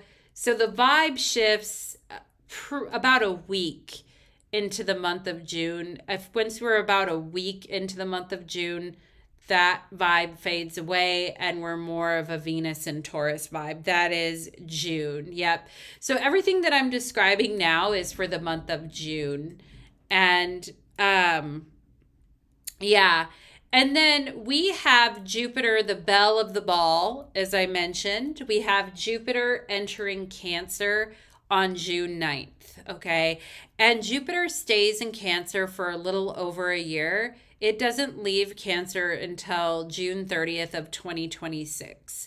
So for those of you that have planets in Cancer, like I have my moon in Cancer, I'm waiting for some Jupiter energy to come and bless me, my friends. And for those of you that have your Cancer planets are hungry for something nice to come your way, something good to come your way. Thank God, right? Get a little Jupiter in Cancer going on. Now, Jupiter is exalted in Cancer. And it's not all going to be rainbows and puppies and sunshine, because right when Jupiter gets into Cancer, Jupiter is going to make a conjunction with Mercury in Cancer, and then it's going to square Saturn and Neptune in Aries. Wah, wah, right? So Jupiter has a little bit of a tough entrance into Cancer because of the Saturn-Neptune in Aries, okay? So that's a little challenging. And you know what? I'm honestly going to be paying attention to that because this is the first time that we've seen Saturn and Neptune in Aries conjunction in our lifetime doing anything to a Jupiter in Cancer. So this is a little bit of an interesting thing. And I think a lot of astrologers are going to be watching this square because it's going to tell us a lot about some of the future things that are coming aspect-wise with the Saturn and Neptune issues. Because anytime we have planets in Cancer, Capricorn, or Libra, or Aries, we're going to be, dealing with the Saturn-Neptune conjunction, okay? So we're going to be kind of like testing it and looking at it for sure. Now, this is a time, and I've been talking to my boyfriend about this too. I've been telling him, a lot of people haven't been totally hit by the tariffs or by major new price increases yet. I mean, some people have, but not everybody, okay? And I kind of feel that in the middle of June, when we have this Mercury-Jupiter conjunction squaring Saturn and Neptune in Aries, I kind of feel some stuff can come up about food scarcity, increases in prices, tariffs hitting, inflation. I'm kind of a little bit suspicious that because I've been waiting for this period with a great question mark over my head, thinking, because again, this isn't an aspect in these particular signs that we've seen yet in our lifetime. So I'm like, but I have a feeling, okay? So yeah. And Rach says, I love it. This placement in the 4th house. I had to call the city and the government, and I already so not really worried. LOL. Yeah. Yeah. And I would take care of stuff now. I think that is smart, Rach, to take care of stuff now, because I do think things are going to get a little bit harder to take care of. And I know right now, too, there's this bill in the United States called One Big Beautiful Bill Act that adds trillions to the debt and talks about cutting Medicaid. And it's stuck in the Senate right now. And I do feel that as Jupiter gets into Cancer and activates the Saturn Neptune conjunction, something could go on with that big, beautiful bill. I don't know if they're going to be able to get it through or or if it'll die, if the bill will die. But one thing that we can talk about with Jupiter in Cancer is that the last time Jupiter was in Cancer in 2013 and 2014, the Affordable Care Act, or the health mandate, was passed, the individual health mandate, and people got coverage for pre-existing conditions. There was Medicaid expansion at the time. Now we have Jupiter in Cancer again 12 years later, and except now it's squaring this Saturn Neptune conjunction, and we have Medicaid getting threatened, and we have health coverage getting threatened. So it's I normally don't like to say things make me nervous, but this one makes me a little bit nervous. And the thing is the Saturn Neptune conjunction is in the superior position, pushing Jupiter in Cancer. And what I wrote is that some people may be experiencing criticism and defeat and failure because they don't have a plan, or that something is being sold as better than what it is. Okay.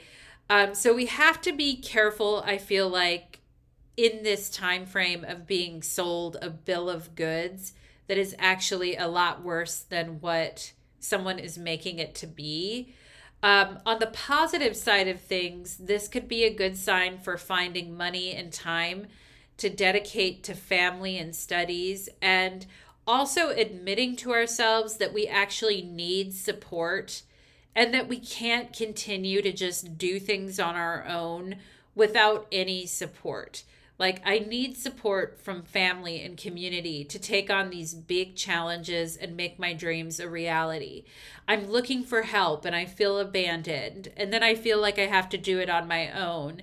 And if I am looking for help or comfort or assistance, can I find that assistance for myself, right? I feel like those are some really big questions that are kind of coming up with this particular square, okay? I also feel for those of you that, and Anna Hira says, yep, food scarcity, maybe even contamination issues and lies around this issues. And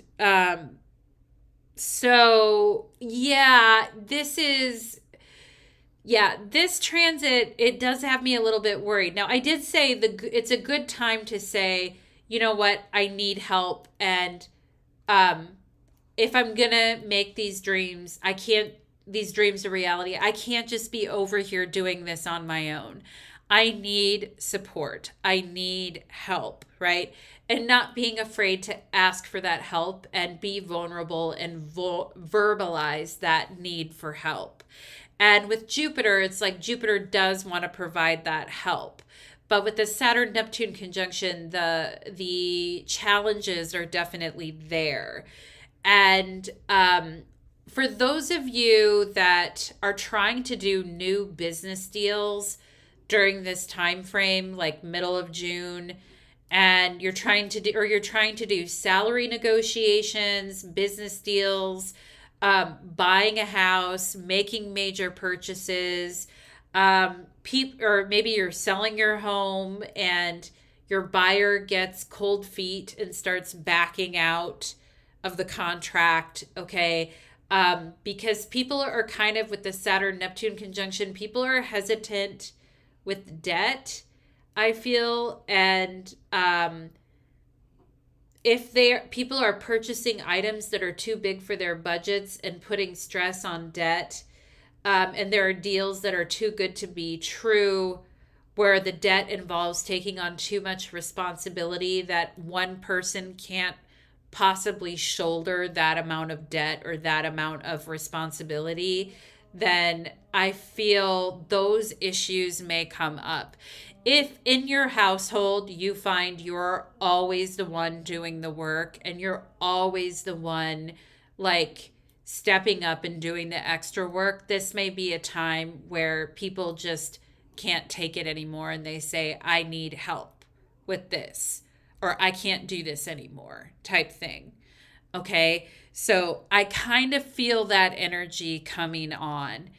And it might be something that reverberates in society. And I feel like this full moon in Sagittarius on June 11th is going to like set it off. And as we have this full moon in Sagittarius, the Mars in Leo is going to be within 2 degrees of squaring Uranus. So, I mean, that Mars Uranus conjunction is going to be hot. Or not the conjunction, the Mars Uranus square is going to be hot. And the full moon in Sagittarius is going to be on. Okay. And we've got the Mercury Jupiter square Saturn Neptune at the same time, too. So it's like everything kind of converges on this full moon in Sagittarius. And it's kind of like a big deal. It's kind of a drama thing. And the full moon in Sagittarius is ruled by the Jupiter. And so the full moon in Sagittarius is ruled by the Jupiter Mercury conjunction in Cancer. This could be emotional speeches and pleas, people looking for support and agreement, and how to show others compassion during times of unrest, people needing to find comfort where they can get it. This is like craving connection and touch, but feeling restless and unsteady. Having emotionally vulnerable conversations that open you up to find new opportunities and find support. We may also see archaeological finds happening at this time, or like archaeological digs going on that find certain things, or breakthrough moments in therapy, feeling homesick, nostalgic, and missing the old days, motivated to reach out to people from the past, okay? Remembering someone for their positive qualities without thinking of how hard things were. Confiding your secret to someone, going deeper into intimacy, and then feeling shame and wanting to run with the Mars square Uranus. Those are some things that could be happening on this full moon in Sagittarius. This is a great time to book a trip or a sudden change in plans to do something more enjoyable and fulfilling. I also wrote down scrapbooking, putting together old photo albums, vintage thrifting. For those of you that are into vintage thrifting, very good time for that. Going through old boxes and getting rid of things. There's a want to preserve tradition and family and keep something safe. But I also feel like this full moon in Sagittarius could be a major hot flash point for immigration. Okay. And this could be where extremely heartbreaking stories, Mercury, Jupiter, and Cancer squaring Neptune and Saturn, okay, where major heartbreaking families and heartfelt stories about families being broken apart is causing violent disruptions and protests politically, with the Mars Uranus square building at the same time. And when we see a full moon in Sagittarius, I mean, nothing is more immigration focused than I feel like a Sagittarius moon, because it is about, going places to find new opportunities, right? And so I do feel like, it's kind of like the George Floyd protests when it was like, I can't breathe and all that stuff was happening. And then it kind of offset this major thing. There could be a major thing that is offset here at this time with this full moon in Sagittarius, or a story or a hot button, a hot flashpoint regarding immigration. Okay. And yeah. And Does the needing help thing also represent? Yeah, Pluto and Aquarius, absolutely. And you know what? The Mercury Jupiter in Cancer is actually in a quincunx relationship to the Pluto in Aquarius. So it could be like a lot of shame around asking for help or not having that community there when you need help. And people working through the shame and things and feelings of that. I do feel that that is really coming up. Also, for those that are pregnant or getting pregnant, this may be a big moment on this full moon in Sagittarius for a pregnancy announcement. I think it may be a really interesting moment for a pregnancy announcement. If someone wants to do one on June 11th on the full moon in Sagittarius, it'll certainly be shocking, with the Mars Uranus square. And I also kind of feel with the Mars Uranus square and the Mercury Jupiter square Saturn and Neptune that we could see movement in political positions and firings all up the chain, like high level firings in the government and replacing them with other people is another thing that I feel could be going on, and it could be under the guise of doing what is right for the country or whatever. So I kind of feel that energy with this full moon in Sagittarius as well. And interestingly, Donald Trump has a full moon in Sagittarius. He was born on a full moon in Sagittarius, and this moon is very close to his natal moon. And he does have, quite a few planets in Cancer as well. And the Mars Uranus square is going to be activating in his chart too. So he's going to be doing some major activations at this point that are either push people closer to the edge or I don't know. But this full moon in Sagittarius is hitting his chart in a particularly strong way. So we'll have to watch what's going on with him at this point too.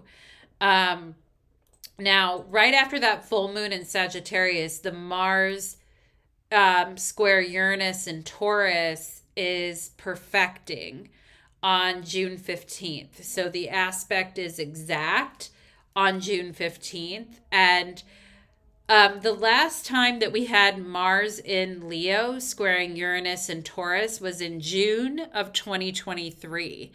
And at that time, in June of 2023, when the aspect was perfecting in 2023, there were multiple tornado outbreaks. There was a historic outbreak in Colorado, which produced 37 tornadoes, which was a historic thing for Colorado during this Mars-Uranus square. There were also fires in Canada that were like causing everyone in the US having to wear masks because of the fires in Canada.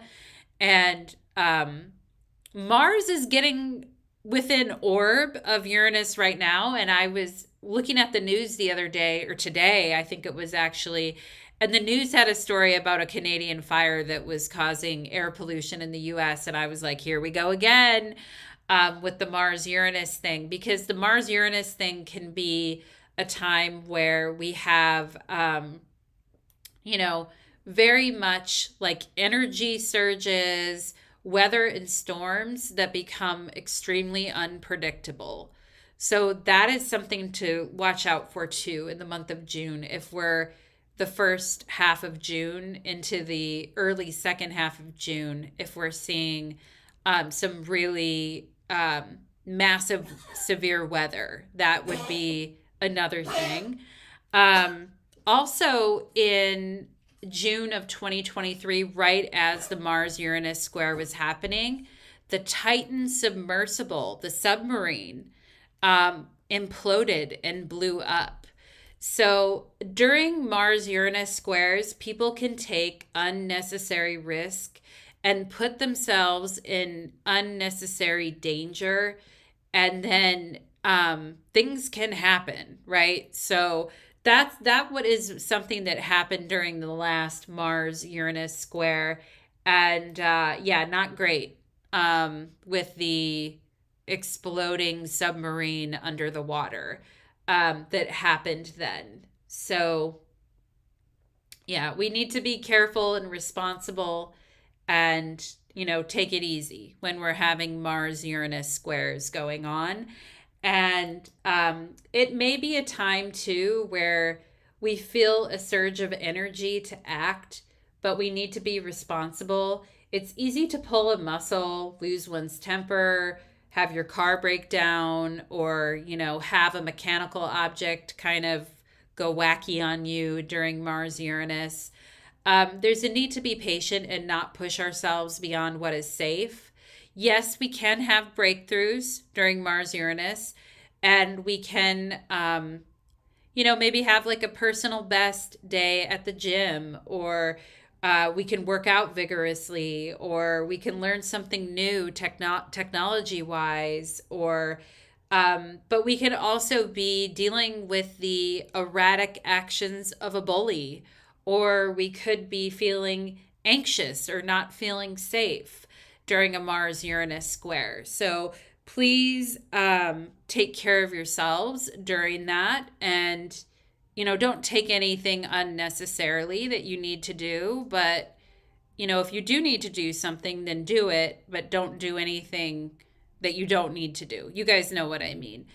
And in 2024, we actually didn't have Mars and Leo at any point during 2024, but we did have a Mars Uranus conjunction in Taurus. So not the square, but the conjunction we had in July of 2024.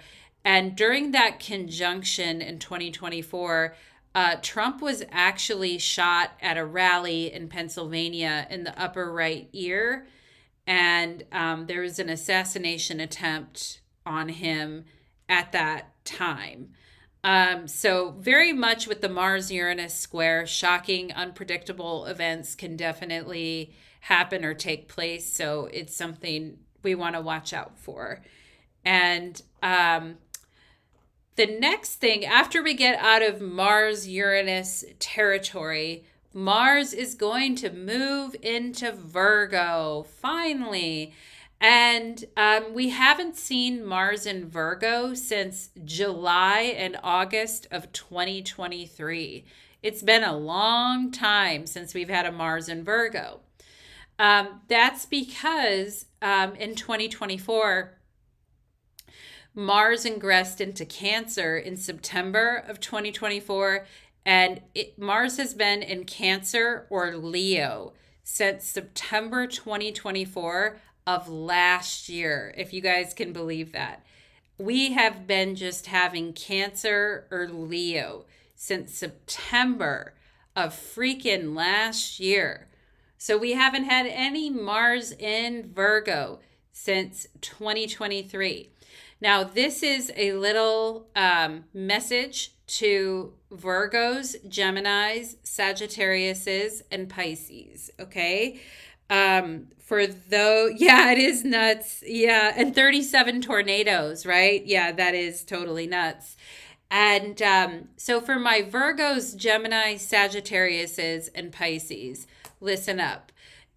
It's been a while since you've felt the power of a Mars transit, my friends. Mainly, you have been feeling Saturn, which has been in Pisces for the last couple of years, or you've been feeling Jupiter, as Jupiter has been in Gemini for the last year or so. And Mars has either been in a cardinal or fixed sign, or in a water or fire sign since September of 2024. So, Virgo, Gemini, Sag, or Pisces has not had to experience a Mars transit for a while.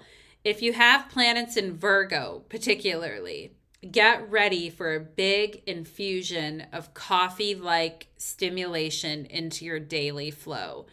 Things are about to get hectic. It's about to get hectic, y'all. And I can feel it because I have 3 planets in Virgo, and I'm looking at my schedule going out. Now, my channel isn't the only job that I have. I have a full-time job on top of this channel, and it is getting hectic. Oh my God, it's getting so hectic. Plus, all the things I want to do on my channel. And I'm like, okay, and I have Mars in Virgo myself, and I'm like, okay, this is June, July, it's gonna be busy, okay? So buckle up, my friends, because we got to get our lists ready. We got to start writing things down. And life is going to demand more energy from you for my Virgo, Gemini, Sag, and Pisces. And Mars and Virgo can look like multitasking, endless, never ending to do list. Remember to ask for help and avoid trying to do everything with zero rest, okay? And ODing on the coffee. Like, please don't do it. Please ask for help if you need it. And I need to take the advice too, as well as I have multiple planets in Virgo. And here we go. Here we go, here we go, here we go now, as they say. Mars is about to enter Virgo. So we're not messing around with that. And that'll happen on June 17th. Now, I love this picture. Isn't this pretty? And for those in the Northern Hemisphere, we'll be having our summer solstice, which is the time when the sun is at its maximum power and brightness. And we have the sun entering Cancer. So Cancer birthdays start on June 21st this year. Now, right after we have Cancer birthdays, we have the sun in Cancer going to meet Jupiter. And when the sun meets Jupiter, we're going to have what we call a cazimi, or a conjunction of the sun and Jupiter at 3 degrees of Cancer. And DG says, haha, I just made coffee and sat down. Saturn in the North Node in Virgo over here. Woohoo! Yeah. And I have Saturn in Virgo too. It's about to get hectic. And so we got to get that coffee on, right? And lots going on. So, but yeah, in the Northern Hemisphere, in the Southern Hemisphere, winter is beginning and summer is beginning in the North. And so we have a switching of the seasons. And then right after that, on June 24th, we have the Sun-Jupiter conjunction.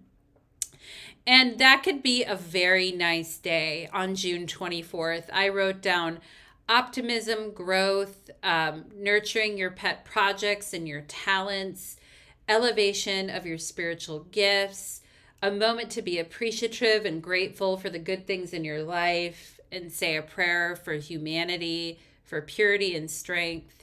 It could be a beautiful time to be outdoors, on the water, yoga, deep reflection, calm inner presence that radiates a spiritual core power from within, beauty and strength from within. This is the Sun-Jupiter conjunction in Cancer, okay?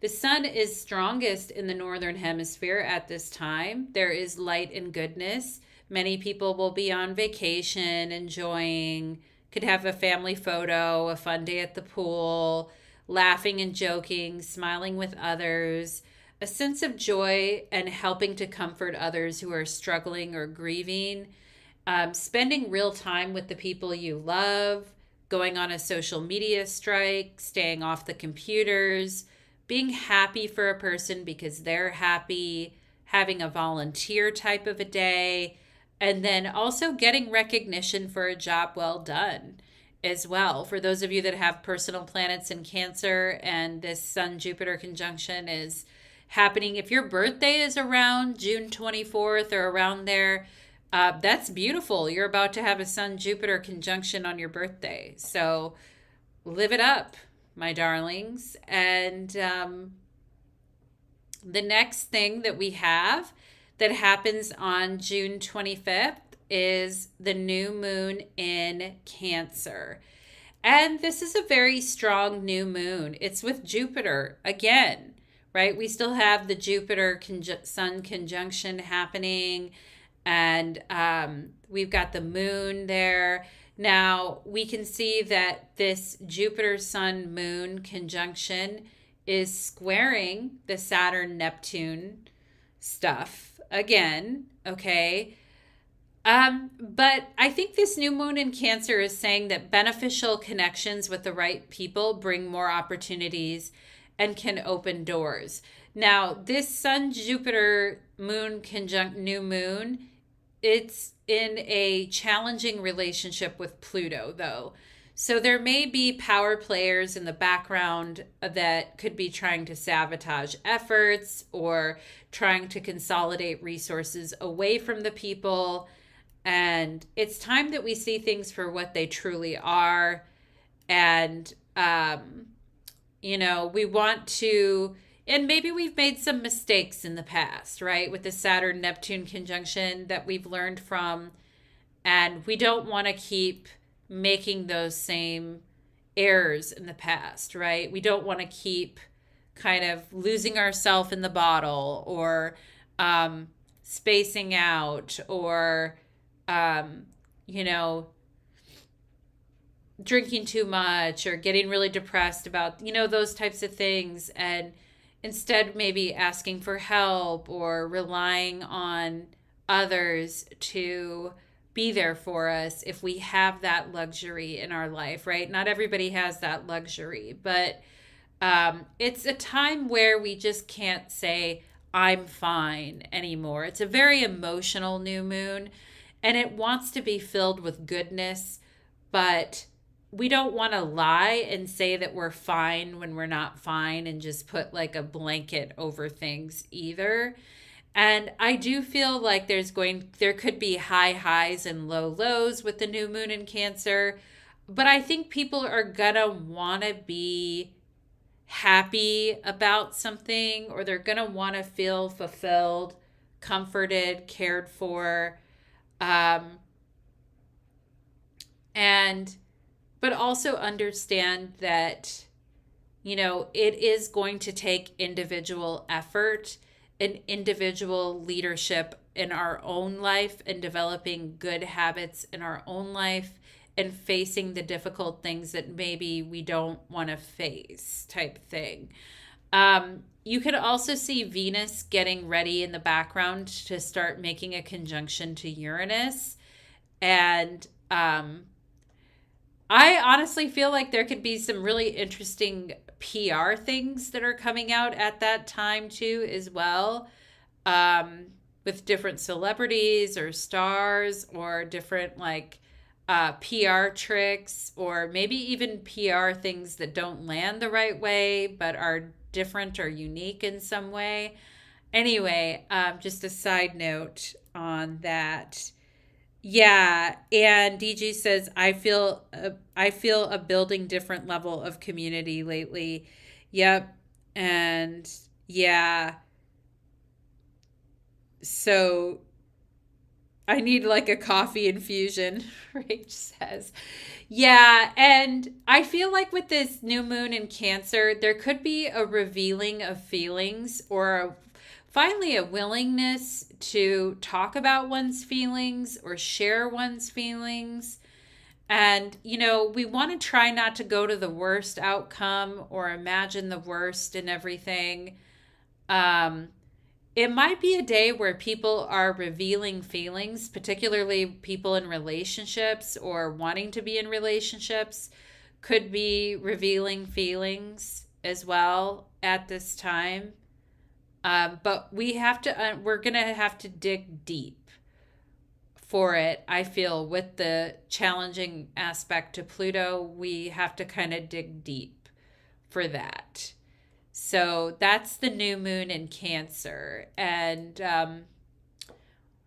then for very last thing that we have for the month of June is Mercury in Leo opposite Pluto on June 29th. Now you can see Mercury newly in Leo opposite Pluto in Aquarius. Now, at this time, at the end of the month, Mercury is starting to enter its pre-retrograde shadow. So Mercury will go retrograde in the month of July, but it's starting to get into that shadow phase at the very end of June. It's hard to believe that we're like setting up for another Mercury retrograde already.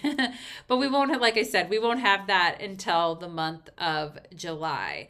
So this pre-retrograde shadow phase is interesting because I feel like there's a couple of court cases that every time Leo gets activated. Now, for those of you that have Leo in your chart, you're a Leo rising, Leo moon, Leo sun. This could be an interesting moment for you. And this could be an interesting time for solving a crime, naming your suspicions about someone, naming a suspect to a crime. It's a bad time to take a lie detector test, I would say. It's a time where discovering a lie and getting to the bottom of a fraud could also be happening as well. It's interesting because the P. Diddy trial concludes on July 4th.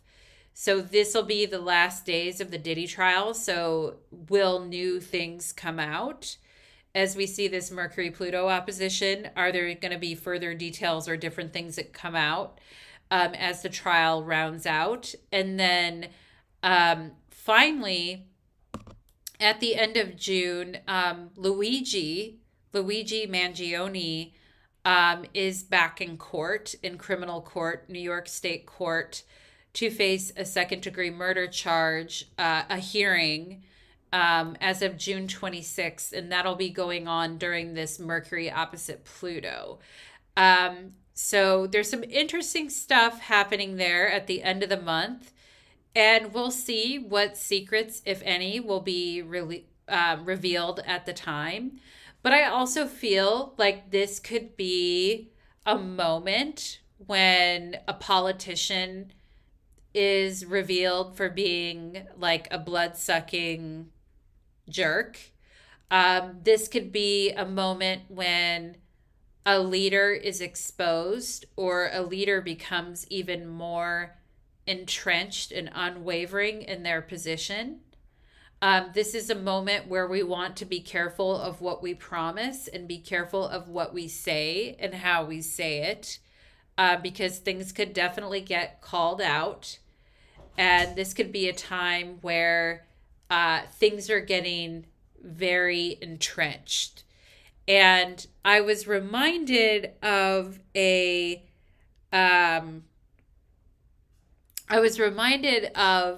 video recently that I saw of a congresswoman who was talking about the cuts to Medicaid and that people will die. And she made this comment that, well, everybody's going to die, eventually. Like these very cold, callous comments, right? And she's going to forever be remembered as the congresswoman who said that. And everyone now knows that she said that, right? And those are those very powerful moments where somebody reveals who they are in this very offhanded comment that they make, right? And there could be consequences for those type of people down the road in the future for making those types of comments, right? That they didn't foresee. And so I think that, it's a good day to, if you know information and you can help with an investigation or you can help with getting the truth out, good. Right? But if you're going to cause yourself serious harm by sharing something or saying something, sometimes it might be best to keep things to yourself, right? So this is one of those moments of truth where we have to decide, are we going to have a heroic moment of revealing how we feel about something? And this could be as simple as you're sitting in a meeting at work and somebody says something that you don't like and align with, and you feel you need to say something to call it out. Right? It could be like one of those moments, right? But once you call it out or once you put it out there, you've kind of entrenched your position. So you kind of have to be willing at that point to ride it to the grave, right? Like that's how you've entrenched yourself for the future going forward. So it's an interesting energy with that Mercury opposite Pluto at the end of the month. And um, we could see people like trying to be tricky behind the scenes and pull a fast one on people. We could see like scammers kind of trying different fraud things or scamming around, that type of stuff. So it's always good to keep aware of what is going on. And yeah, so DJ says Aquarius is out. Don't reveal feelings to us. DG, you're killing me. That's so funny. Yeah, that is so funny. And Rach's Magic says Cancer rising, already seeing a little bit of meeting the right people this past month.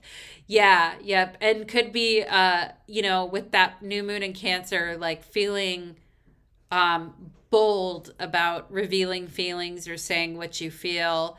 It's like I can't go back to like hiding under a rock. I can't go back to like Saturn, Neptune, and like hiding my feelings under a rock. I feel I need to share how I'm feeling. So I feel that could be coming up with the new moon in Cancer and someone like actually saying how they're feeling or taking a moment to be vulnerable and share how they feel. So, yeah, anyway, you guys, I hope that those,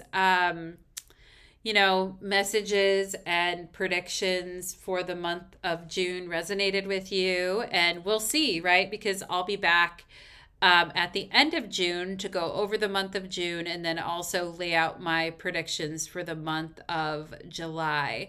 So thank you so much for watching today, and let me know if you enjoyed this video form. And thank you for being here, everybody. Take